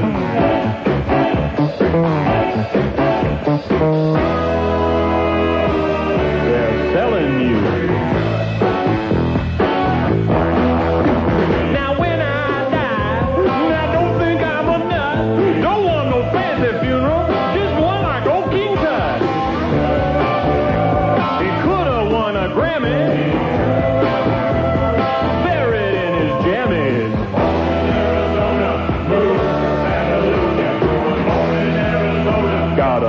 Made a stoner. Anyway, so I'm walking out of here Friday after the show, and I'm going down the hall. And I walked past something I've walked past every day for 3 months since we've been over here, the infamous Ron and Ron bleachers. I don't really know what in the hell the story is. All I know is what I read in the paper, just like you. But supposedly these bleachers for a live studio audience was a major, major bone of contention in their contract negotiations that led to their leaving 95 YNF. And the bleachers supposedly, if I have the story correct, were installed in that period when they were still theoretically working there, but they weren't on the air. And ta-da, ta-da, ta-da, ta-da. And there they were ceremoniously being dismantled and carted out of here last Friday afternoon. Never having been used, so forth and so on. It's great business. Let's go to Madeira Beach. Hi there, Madeira Beach. You're on the air at WSUN. What the hell are you talking about? I don't like Ron and Ron either, but what the hell are you talking about? What do you mean you don't like Ron and Ron either? What does that mean? Ron, I-Man's my man. Great. But, I actually heard they did a tape Saturday morning, I think it was, on, they may have done 2 shows in a row. God, you're a moron. But, it's juvenile. Yeah. Well, kind of like you, huh? Well, I'm 35 years old. I didn't ask you how old you were. It doesn't make any difference how old you are. Juvenile humor. Mm-hmm. Perhaps I've never grown up. Is that why you try to do it? Do what? Juvenile humor. Let's go to Clearwater. Hi, Clear. You're on the air at WSUN. Hi, Bob. Hi. How you doing? Great, man. I just want to comment. I really like your show, and it's better than Ron and Ron's. Oh, okay. You know, and it's a good thing in the afternoon. Well, I'm glad. Yep, so I'm just glad you're here. Okay. Okay. Ta. Bye. Okay, Mr. Smarty Pants, what are the right numbers then if I'm giving out the wrong numbers? Oh, he's on the phone. He's off the phone. Doing it backwards. I'm doing it backwards from the way I normally do it, but I'm giving out the right counties, I thought. Yeah, well, your Pinellas County is the 576 number. Oh. Hillsboro's 221. Oh, okay. Let's go to Tampa. Hi, Tampa. You're on the air at WSUN. Hey, Bob. How you doing? Doing great, man. Yourself? Not bad, but I called you on the 576 number because that's where Oh, no. Yeah. Oh, well. See, now they got to pay for it. Yeah. Well, just send in your, send in a copy of your phone bill. We'll give you back a quarter. Okay. No, it's only a quarter. I think I can handle that. Hey, I just heard a station promo thing there a little while ago. Is this correct? Did I hear that right or not? Is Ron and Ron now coming from 8 to noon? On Saturdays. It's literally the best. It's the only literally the best of. What they are doing is they select one show from each week, and then it's being rebroadcast on Saturday from 8 until noon. Okay, it scared the hell out of me because, number one, I don't care for them at all. You're my man. I'll tell you that. Have been ever since PLP. But anyhow, tickled to death you're back in the market. Great to hear you again. I'm tickled to death that, whether you like them or not is irrelevant because I'm tickled to death they're on the station of bringing some new life into it, for God's sake. They are. They do a good job. For what they do, they're just not my type humor. I prefer you any day of the week. But in any case, I was kind of wondering, because I do kind of get a kick out of Neil.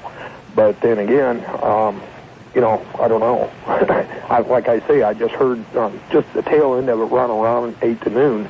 And I thought, wow, they had a schedule change or something. So I just wanted to clarify what I heard. Well, it's clear. Okie dokie. Okay, man. Keep up the good work. Take care. Congrats on the new pet. You're right in my neighborhood. 221 WSUN in Hillsborough, 576 WSUN in Pinellas. And if it's not Hillsborough or Pinellas, it's 1-800-356-WSUN. Let's go to Sarasota. Hi there, Sarasota. You are on the air at WSUN. Bob. Yes. How you doing? Great, man. Good. Say, I just wanted to run something by you. I'm 26 years old. I'm going to be 27 shortly. I just had a little daughter, and I'm lucky and fortunate in the fact that my father is comfortable as far as his financial situation and is willing at this point to send me back to college. You're more than lucky. That's a miracle. Yeah, it really is. He and I have had a struggling, rocky relationship most of our adult lives and most of my adolescent life, but he's going to set me up and send me back to school. And that's great. Yeah, it is. And, broadcasting has always been something that I've been interested in. Mm-hmm. And do you think a degree in broadcast communications helps out in any form. Depends on what area of the business are you talking about, because it's a multifaceted business. Television or radio journalism, actually. So. The most important thing about journalism is not learning how to deliver the news, because that's what's wrong with television news right now. We have all of these people that look great and sound great. The critical and key element is being a good writer. Okay. I don't know that much about writing as to whether or not it's a skill that can be taught, or whether it's something that you have to have a basic ability to do, and then have that ability polished. I'm not so sure if I've got an ability as far as that goes, but I know I do have an interest as far as that goes. So. Well, if the journalistic area of the business is what you're talking about, then I think, definitely, absolutely, positively, a formal training would be in order.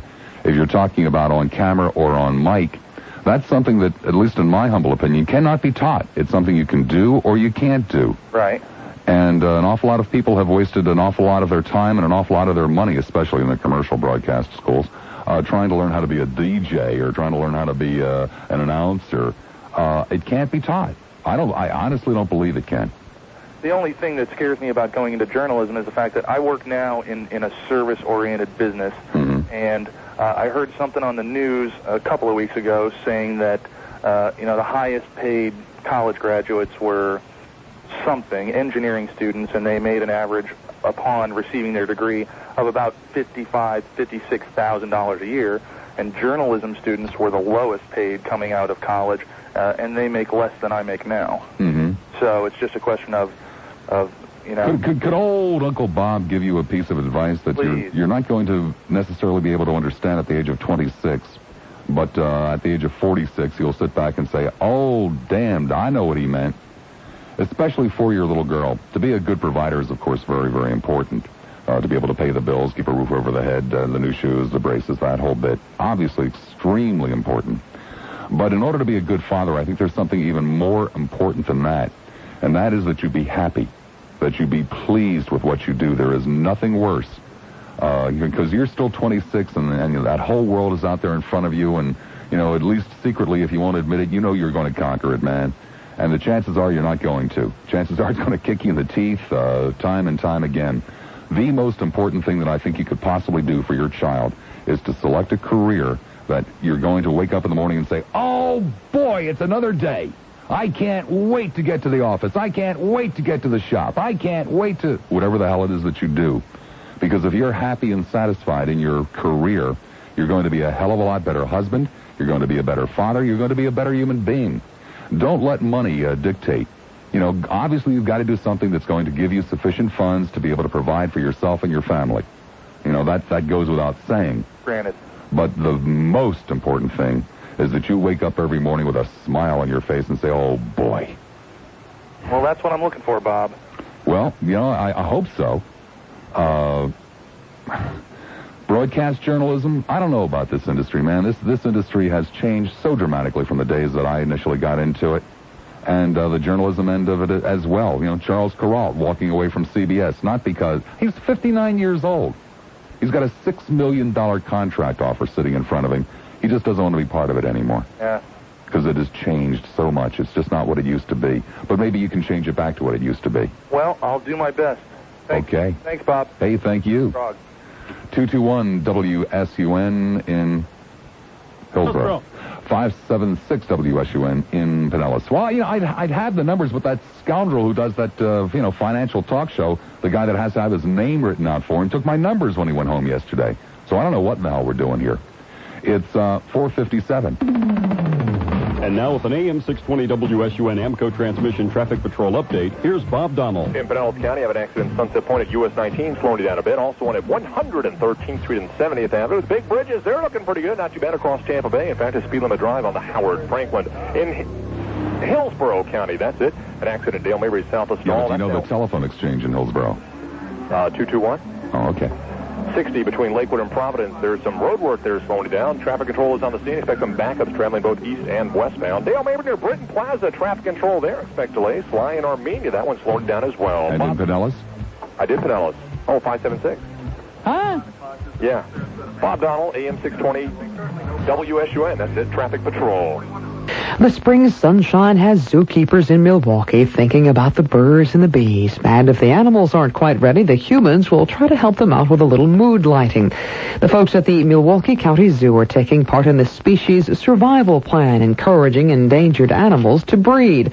But some animals are a little reluctant to make babies in captivity, so zookeepers say a little change in the lighting sometimes does the trick. The lights are adjusted to duplicate evening at the equator. Maybe I could interest you in a species survival program. Yeah. The AM 620 WSU Weather Center forecast. Partly cloudy and warm tonight. Lows near 70. Variable cloudiness tomorrow. Slight chance for a little bit of rain. Highs will be in the low 80s. AM 620 WSUN radars clear. Humidity is 72%. Wind southwest at 9. It's 81 in Tampa, 79 in St. Pete and Clearwater, 505. Now you're up to date. See how I just ignored you there? So proud. Sharon Taylor. AM 620. We all heard how your voice broke when you said warm. WSUN. AM 620 WSUN. Entertaining talk radio for the 90s. It's time for Lassiter. You can talk to the Mad Dog in Hillsboro at 221-WSUN. In Pinellas, 576-WSUN. All other areas, 1-800-356-WSUN. Opinions expressed are not necessarily those of the staff, management, or advertisers of AM 620 WSUN. Entertaining talk radio for the 90s. 6 minutes after the hour of 5 o'clock on Monday, March 21st, 1994. You guys are incredibly lucky that you didn't have jobs that you absolutely despised. Miserable jobs. Oh, I've had a couple I've despised, but... No, you worked at a place, I'm talking about the actual job itself, and it wasn't because it was a lousy boss or whatever. It was just a bad, miserable job.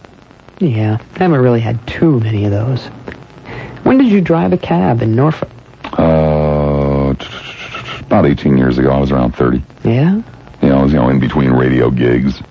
Well, almost all of the stuff was in between radio gigs. I had a horrible, horrible job, again, in between radio gigs, as a municipal bond salesman. Oh, sitting there 8 miserable hours a day, and then 2 nights a week, too, making cold calls, lying through your teeth to people. We worked out of a, city directory kind of thing, and we only called luxury condos and, well-known fancy schmancy neighborhoods. And this was in Fort Lauderdale. And we were basically calling in Palm Beach County, Boca Raton, Palm Beach, that kind of stuff. And knowing that these people led very active lives, you would call up and, of course, you had the dude's name. And you would, call him by his first name, too. His name might be Joe Blow, and you wouldn't call him Mr. Blow. You'd call up and say, Joe, Bob Lassiter. I don't know. We met at a party last season when you were down here, and invariably the poor bastard would say, "Oh yeah, how you doing, Bob? Oh yeah, good to hear from you." And you did that 8 hours a day, lying to people, making fools of people. Did you do well? No, I didn't. No? Did not do well at all. I only sold. I did that I think for 3 months, day in and day out, and I believe I only sold one $5,000 bond.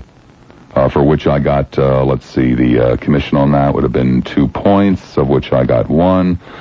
So what the hell does that work out to, at the time, the interest rates? I got about $80 for it, for 3 months' work. Mm-hmm. Good thing you... I do slightly better now. Yeah. Slightly. Let's go to, the Star line. Hi, Star, you're on the air at WSUN. Good afternoon, Bob. How are you doing today? Doing great, man. Great. You guys are on a pretty interesting subject right now. I happen to fall into that about being happy with your job. It's the most important thing in life. And I started out a few years ago in the healthcare industry, and I've done fairly well for myself, not having a college degree or anything. And I was fairly happy with the job, but I just moved down here from another state working for a company, really happy with it, and then I was just offered a job working for a different corporation for about a 50% increase from what I was making. Uh-huh. And I was going, well, man, I can't pass this up. I mean, no matter what it is. I mean, this is enough money that I'm not going to have to work another second job to help pay daycare, child support, any of that. I can just work one job, and I don't care how bad it is. I can be happy with it. Wrong. Oh, absolutely. It's not that bad of a job. There's just not a lot going on. It's fairly slow. So I get bored to tears. And I sit in my office waiting on stuff to do. And it breaks my heart when I hear young people say, well, let's see, bean counters come out of school and get ta-da, and this comes out of school and gets ta-da. There's nothing wrong with being a bean counter as long as you can be passionately involved in doing audits and... Exactly.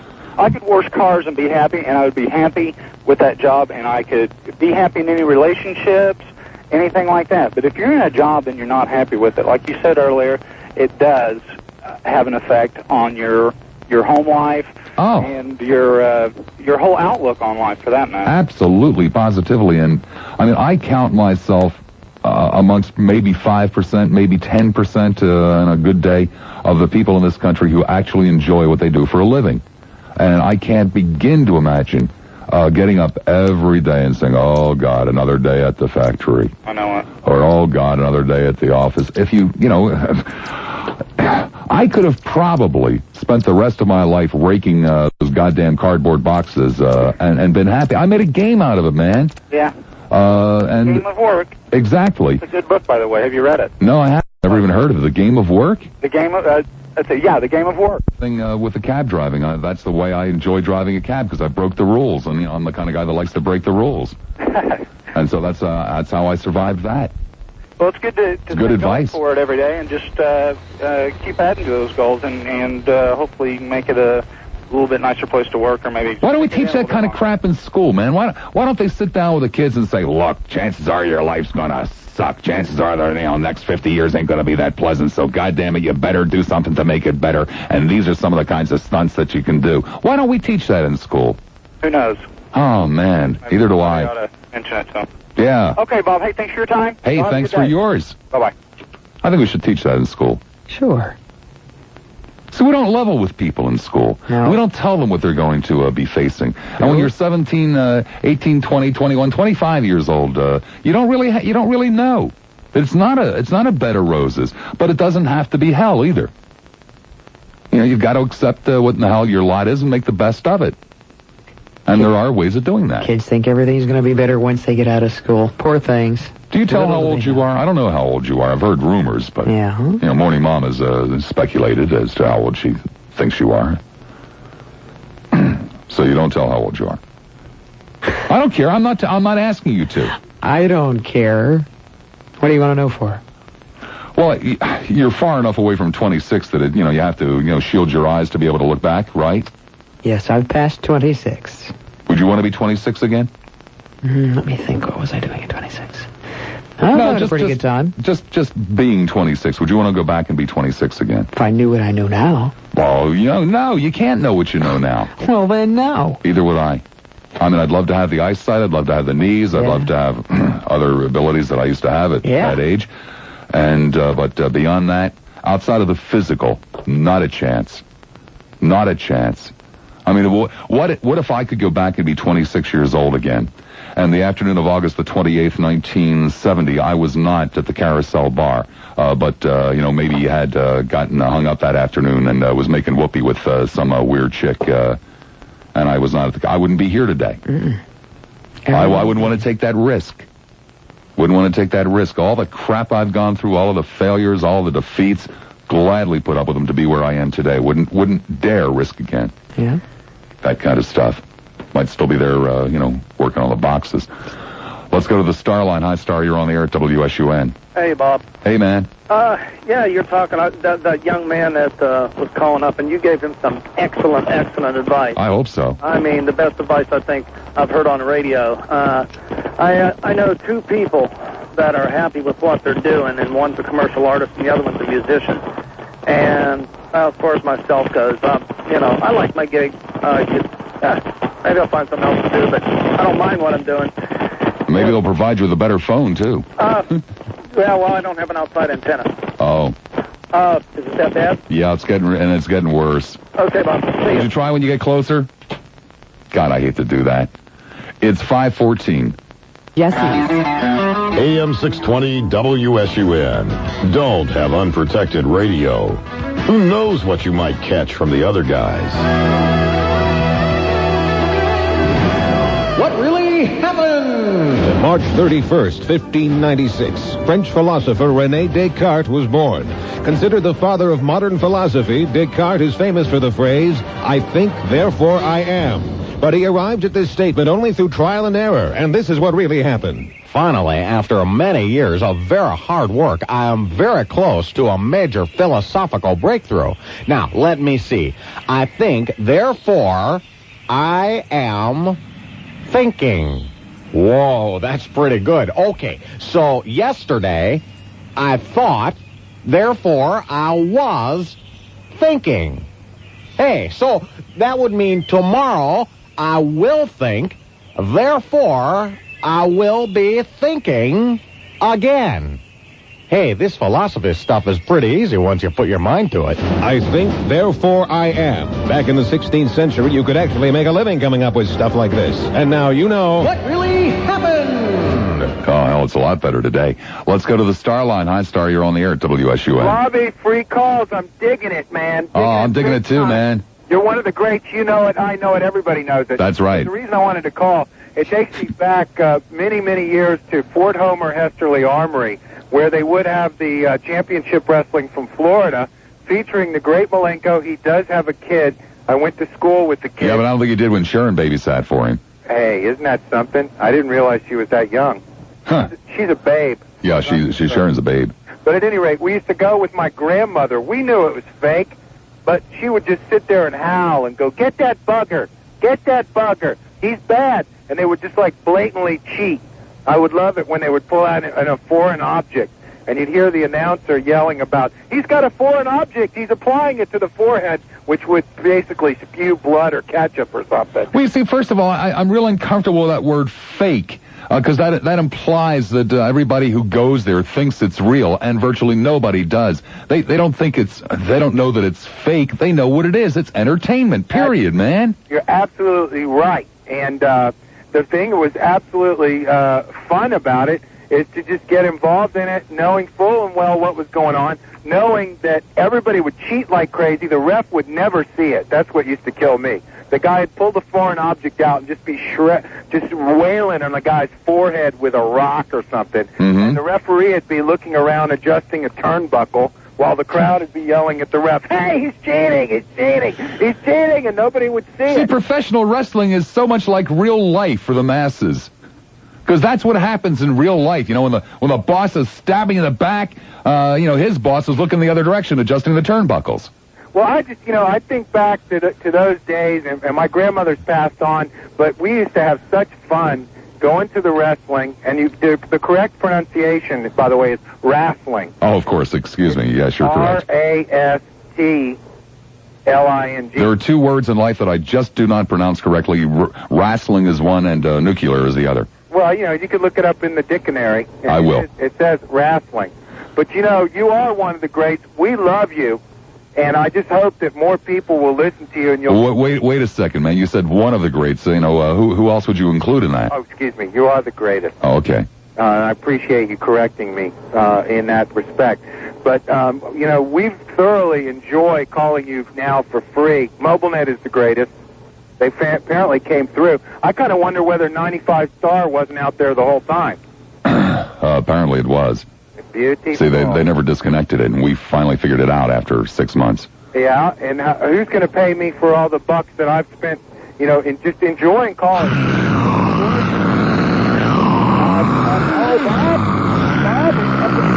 Oh, damn, his phone broke up. Let's go to Tampa. Hi, Tampa, you're on the air at WSUN. Hey, Bob, how you doing? Doing great, man. Two quick things. First off, a little venting. I just got an interesting form from the IRS. Oh, God. Form 4356. Are you ready for this? It starts out and it says, "We're sorry." That's the first two words. Believe it or not, from the IRS. I don't believe it. We are sorry. What are they sorry about? There's a delay in sending me the money that they owe me because they have to check and see if I owe any other federal taxes. Oh, they don't have a computer terminal in front of them? Yeah, they would tell them that in 3 seconds? 3 years ago, I won 5 out of 6 on Lotto. Oh. $3,600. Uh-huh. Okay. And make a long story short, they sent a form and it said if you win under $5,000, you don't have to claim it. Well, needless to say, the form was wrong, and I wound up coming up with I guess it was like $800 or something like that. I forget what it was. Mm-hmm. But now, now 2 years later, after I paid the SOBs, Now they're sending me, we're sorry, but this will take about 6 to 8 weeks in sending me the money that they owe me, which is $2,400. You know, I have such mixed emotions. The tax system is not only impossible to decipher, it is also extremely unfair. Yeah. And I mean, you know, I long for that simplified tax situation, that flat tax that people seem to love so much, which of course I know is a horrible thing for the average working dude. But God, we've got to do something, man. Well, but you know, and my taxes this year were so simple. I mean, I had $8,000 in interest on my house, and I have a kid. Mm-hmm. That was the deduction. Mm-hmm. You know, it took me 15 minutes to do them because they wiped out all the other deductions. Then I get this crap in the mail, and they, you know, it's like I can afford to just let $2,400 sit now. They're going to pay you interest on it, by the way, while you're waiting. Well, they will. It says they will process interest on it, which is amazing. Yeah, and it's actually probably a better rate than you can get down at the bank. Yeah, but I wasn't planning on putting it in the bank. Exactly. You know, in essence, what they have done is, they're making you prove your innocence before they release the money that you lent them that you had no choice in lending them. What a bunch of garbage. Anyway, to get what I was in talking with the jobs that you love and the jobs that you hate. Yeah. I think I had the original job from hell. One of my summer breaks from school, I went to the University of Florida. My folks lived in Jacksonville. So I called up my father and I said, look, I'm going to need a summer job, Dad. Can you see what you can do? Well, he gets me a job at the Winn-Dixie processing plant. Uh-huh. Wonderful place out in the west side of town. I mean, really redneckville, big time. I got to work in assembling the boxes of spices, where you basically take the spices off of this huge conveyor belt and put them in boxes and staple them. Yeah.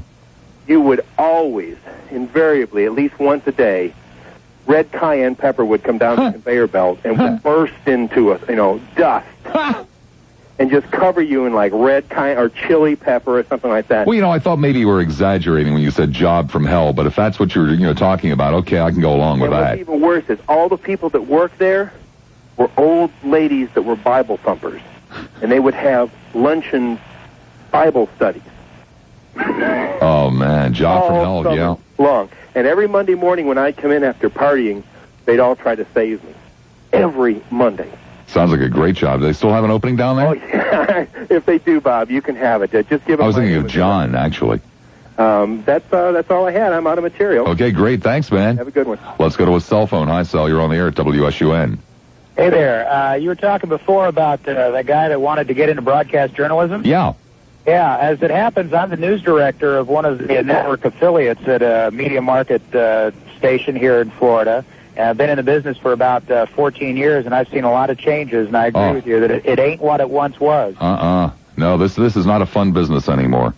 No, when I got in, it was a lot of fun, and now I'm on the management side, and I look at all these kids coming out of college, and they all want to be anchormen and women, and you give them a dose of reality and tell them what the salary scales are like and what the workload is like, and just turn around and walk away. Exactly, and on top of that, the job really should be writing. The delivery should be secondary, and nobody's really teaching writing anymore. That's the truth. There was a survey of kids going to all these universities now are offering degrees in broadcast journalism, not because there's a need, but that's what kids want to take because they think it's real glamorous. And somebody did a survey that said that a third of the people that graduate degrees in broadcast journalism will never be able to find a job in broadcast journalism. And of the other group that does, a third of them will be out. Half of those will be out within 2 years because they just can't make a living. And on top of that, if you show up looking for a gig today, looking like Charles Kuralt, and anybody else shows up, name any other anchorman in this market or any other market, he's going to get the gig, and Kuralt's going to be out in the gutter. I was working in a state in the West, and I used to get regular auditions from a gal that lived in Great Falls, Montana. She had a master's degree in journalism from Cornell University. She'd been stuck in Great Falls for 3 years. She was making $15,000 a year, and she couldn't get out. And it's just there's so many kids that are being turned out of the schools with the general economy turned down. There aren't any jobs. Newsrooms are cutting back instead of adding, and the public isn't being terribly well served. And and they're going to get no better. The people that are in it are just getting run through a meat grinder. I hope you'll understand if I say I got a break. No problem. Okay. By the way, Sue is in a plunging neckline for her today, and you can actually see some bumps underneath there. And the folks at Nabisco want to know how you eat your Oreo cookies. They're setting up a toll-free phone line to hear whether you eat Oreos intact, twist them apart first, or dunk them in milk. Every 100th call will get an Oreo gift pack that includes a T-shirt, bendable toys, and, of course, Oreos. What the hell are you getting out of this? This is the second time today you've used this story. I'm running low on fluff stuff, okay? Are you getting, cookies out of these people? Well, maybe. I hope. Nah, I don't know. Anyway, the number's 1-800-EAT-OREO. Some people get excited doing little things like this, you know. Of course, give them a toll-free line and they'll call today anything. That was meant for me. You wouldn't have room for your cookies. No, but it was awful good. Anything left for me? Sure. You coming over? Are you? Todd was just over here. He didn't bring anything over. Was he? Yeah, I just left the studio. We were just we have this luncheon set up for tomorrow. We were just touching bases. He didn't bring any of the stuff from Southern Mill over. No, I wish. I get no respect. Where do I get any bread? I wish the Oreo people would send something. I don't know. I just got something in the mail today, and I thought it was cute. A little cute story. Oh, it came in the mail. Yeah. So that's another thing. That's another thing that the people who want to get into this business, they don't understand. And it doesn't really make any difference how big the news department is, that most of the news that you hear on radio and television is sent to the station. Hey, I dig around for stuff. Wait a sec. Now, come on now. That was nothing personal, Sharon. Then. You know the nature of this business. I mean, hell, even the television stations. They basically sit there in the morning and go through the damn press releases. They go through the newspaper and decide what they're going to use out of the after newspaper. the press releases, and right. The press releases, yeah. It's a bunch of Or wait for somebody to call them and tell them that something's happening. Mm-hmm. Like radio people. I know, believe me. And there's this great perception in the public that there are reporters out there digging for the news. It's a bunch of crap. It is. Total bunch of crap. Total, especially TV. Because they don't have the forces to do it. Nope. God, you should have seen Sue's dress tonight. Yeah. Plunging neckline. Whoa. Oh, down almost to the Adam's apple. Whoa. But there were bumps there. You could see there is something there. There is definitely something there. I just don't know why she's trying to keep it from us. Let's go to the Star line. Hi, Star. You're on the air at WSUN. Hey. Bob. Hey, man. How you doing? Mad Dog. How you doing there? I'm doing great, man. Listen to your show every day, man. Thank you. Listen, and I know that Sue likes to be, Sharon likes to be, you were just talking about Sue. Sharon likes to be accurate on her news reports. Well, she does? Yeah. Where'd you hear that? I've noticed a high degree of accuracy in those news reports, man. I mean, I check them out after she gives them. Uh-huh. Now, that one she just gave about that plane on its final approach, yeah. Well, Marina Jacks is about 5 miles from the airport. That's what I was wondering why. They were wondering if he might have mistaken. Yeah, I mean, that thing was in trouble, I'm sure, way before that. Yeah, isn't the airport over by 41? Oh, yeah, it's almost, it's halfway between Sarasota and Bradenton. There was some speculation as to whether at night... Well, maybe that's why he crashed, because he was coming in so soon. Mistaken. Please don't talk when Sharon's talking. Oh, okay, I'm sorry. Excuse me. They were wondering whether, for some reason, they might have mistaken the airport... for Marina Jack or yeah, it was vice pretty versa. foggy last night. Yeah, it was very foggy. I was coming up through there last night. It was terrible. Well, I'm out of material. I love to listen to you guys. I drive all day long. I have a delivery service down here, and I've probably had 16, 20 jobs since I started working as a kid, and I don't think I've ever liked any of them. Oh, I like God. them for myself. Well, that's cool. About the only thing you can get any pleasure out of is not having to work for some idiot. If you work for yourself, you just you make it or break it. You got that. Okay, see ya. Okay, Bye. make it, man, make it. Don't break it. Let's wide. We love that man. Yes, we do. Yeah. We love all of our callers. Uh-huh. Well, except that one in Venice. I like that Brit guy. He's 4 or 5 dozen others that I can think of. He's calling up trying to be helpful today, trying to tell you where to find pants, where to find jeans. Did you notice that? Yeah, I need some bloody limey to call me up to tell me where to find jeans. Well, nobody else called. On that subject. No, not on that. I mean, hell, if you know where to buy fat man's clothes, are you going to call up and admit it? How long have you been looking for jeans now? Months. Me neither. Months you've been looking for jeans. God, there was this one tons of fun in the place yesterday. And, like a lot of fat men, he had a very normal-sized wife. And, man, You could have landed airplanes on his butt. I mean, it was so big. Or it could, if you put some grass there, you could probably raise 40 or 50 head of cattle on it. I mean, we're talking massive, man. And he was a relatively young dude too, probably late 20s, early 30s. And he's trying on one pair of pants after another, and coming out of the little dressing room, and the wife is shaking her head, no, no, no.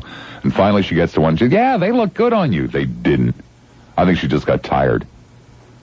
And that same thing Muffy said to you. Being fat and buying clothes, man, it is not fun. You're not fat. You're not Well, no, fat. but I'm not thin anymore. I'm not fat anymore, but I'm not thin either. And I'm at that very awkward stage in between. And you see, I know they do this in women's clothes, and they're doing it more and more in men's clothing. In men's clothing, I mean, there used to be one size, man. I mean, a 17.5 shirt meant 17.5, and it was measured by the neck. Well, now you have 17.5 regulars, and 17.5 bigs, and 17.5 stouts, and on and on and on. And now they've gone into another really bizarre system, 1X, 2X, 3X, 4X, and it seems like every manufacturer makes them completely different. I mean, I have a lot of 2X shirts at home, some of which I can barely get on. Others are tenths. I can't believe you can't fit into a 2X. You're just not that big anymore. You've lost a lot of weight. You look pretty slim. We're talking about different manufacturers. Yeah. Most of my 2X shirts are now big on me. Way too big. But the 1X, I'm a little leery of it. It's God almighty. Why can't we, why do we have to try to flatter people? What was that? I was just hitting the board. Ooh, you sound funny now.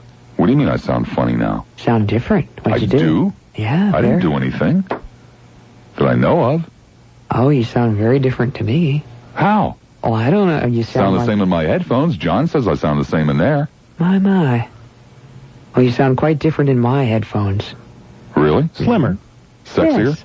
Smaller. Not quite so husky. Not quite so husky. Tiny. Let's go to South Let's go to South Pasadena. Hi there, South. You're on the air at WSUN. Hey, Bob, a quick Al Gardner update before I go into my tragic Canadian story. Oh, okay. Al still sucks. Anyway. Stop the presses! Thank you. Take a note on that, will you? I'm sitting at the corner of First Avenue South and Pasadena Avenue about about 45 minutes ago now. And I'm just pull up to the red light, and it's a two-way street there on First Avenue South, and up pulls this Lumina van next to me in the wrong lane. And the lady has her window halfway down. Now, of course, they both have these welder's glasses on, these black... Wait a second, sir. Aren't you being rather presumptuous in saying the wrong lane? Shouldn't you say the wrong lane in your opinion, not in hers? They were in the right lane in Canada, the wrong lane in South Pasadena. Oh, okay. So I roll my window down to inform this lady that they're in the wrong lane. They're in oncoming traffic lane, and she looks at me and rolls the window up. Well, these are strange times, sir. I mean, you must understand. You probably look like some type of rapist. So the guy at the service station comes out and yells at the old man that he's in the wrong lane. The nice young gentleman in the plumbing truck behind me decides to back up and let this guy back in there. So the guy backs up. This is a 3-minute light, by the way. This guy backs up and kind of parallel parks in between me and the guy behind us. And I'm looking in my rearview mirror watching this old guy. And, of course, I see the Ontario license plate on the front. But one thing I noticed is that his hands never left the steering wheel when he backed up there. Uh-huh.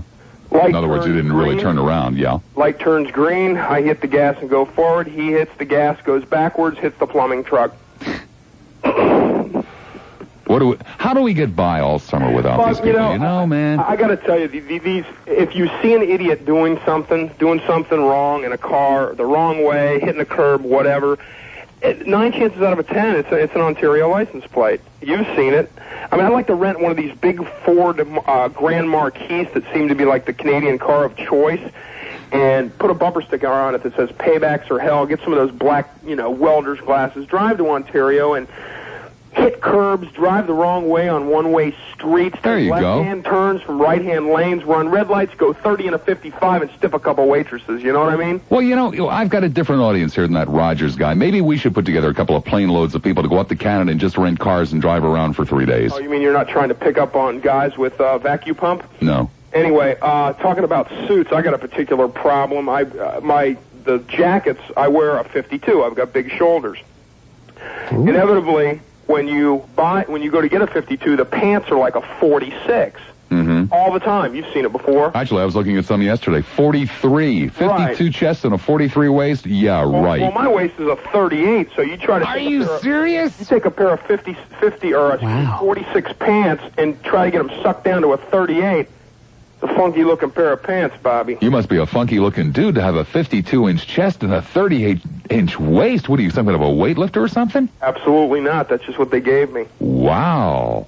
But that's incredible. And if you got a 44-inch waist and you're telling me that's what the medium that's kind of medium in between size. Yeah, well, you know, in regular clothes they usually stop at 42, 44, and the fat man's clothes picks up at 44, but they're just cut completely different. And the regulars are way too small for me, and the fat man's clothes are now way too big. Any of the suits that are stylish, like a Wolf Brothers or a Surrey's or something like that, they don't go up to 52s. They don't go up to 50s. They stop at like 48s. I think they think everybody's a pencil neck out there or something. Yeah. You know what God, I mean? I wish I could afford to have my clothes made. Oh, by the way, can I say hi to Al? He's on vacation this week. I figure he's probably listening to you. Sir, listening at this time. This is a commercial broadcast facility. It is against the law to, make personal messages on a commercial broadcast facility. Well, hi, Al. Anyway. Okay. Okay, bye. Let's go to a lady in St. Petersburg. Hi, lady in St. Pete. You're on the air at WSUN. Hello, Bob. Hi. This is Christmas Tree Lady. Well, Christmas Tree Lady, how are you?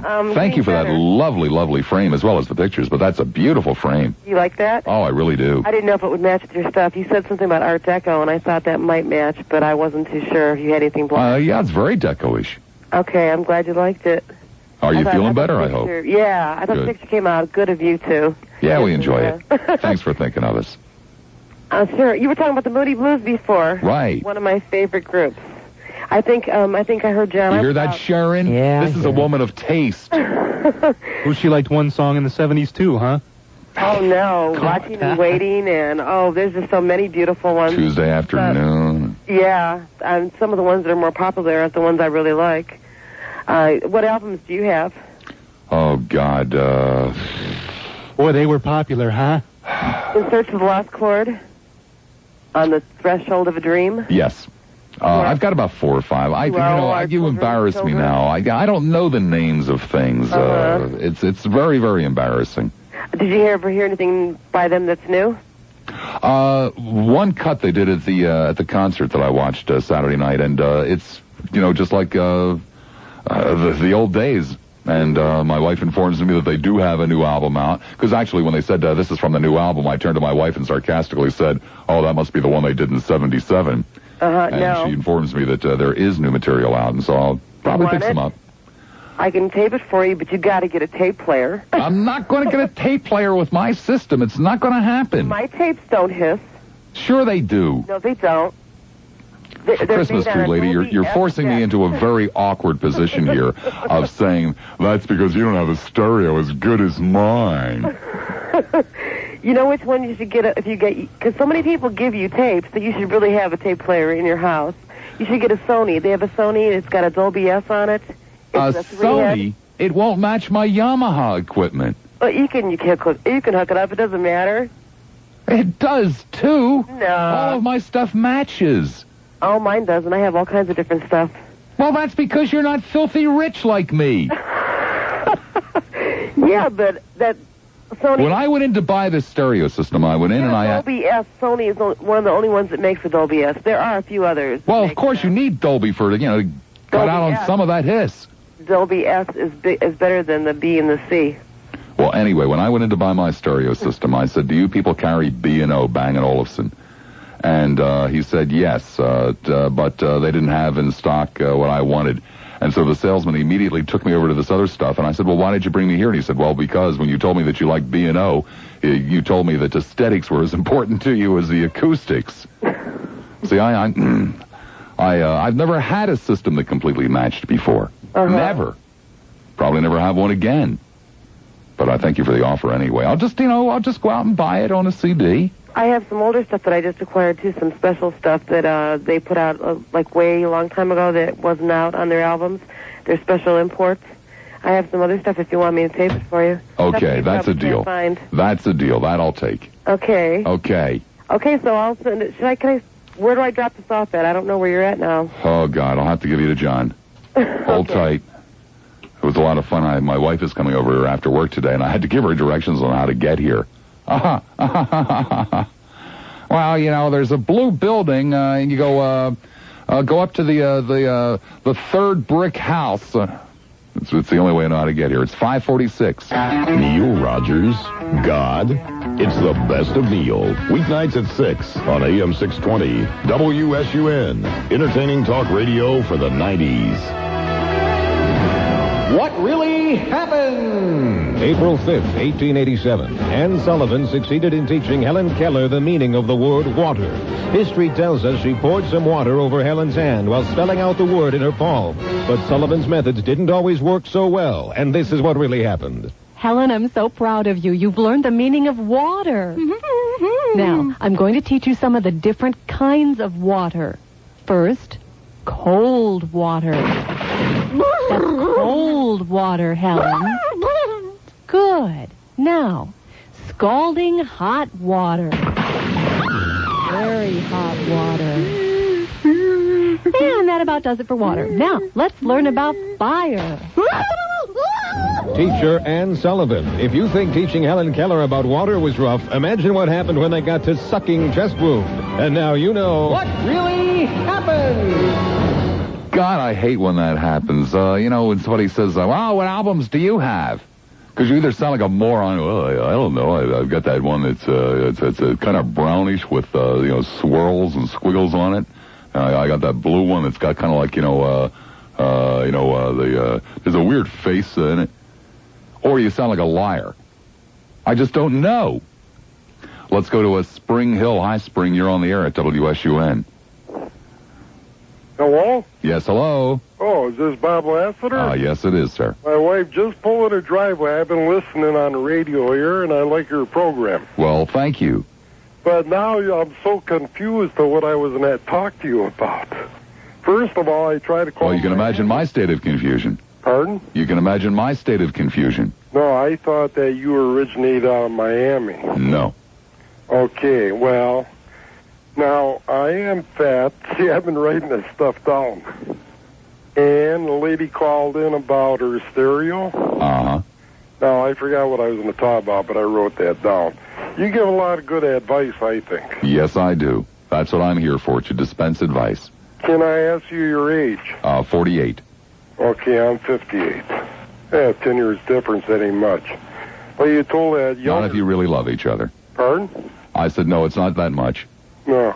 But you told a younger guy about jobs and that. Uh-huh. Well, I worked at, I don't know if you heard American Motors. Yes, of course. Okay, well, I worked there for 30 years. Uh-huh.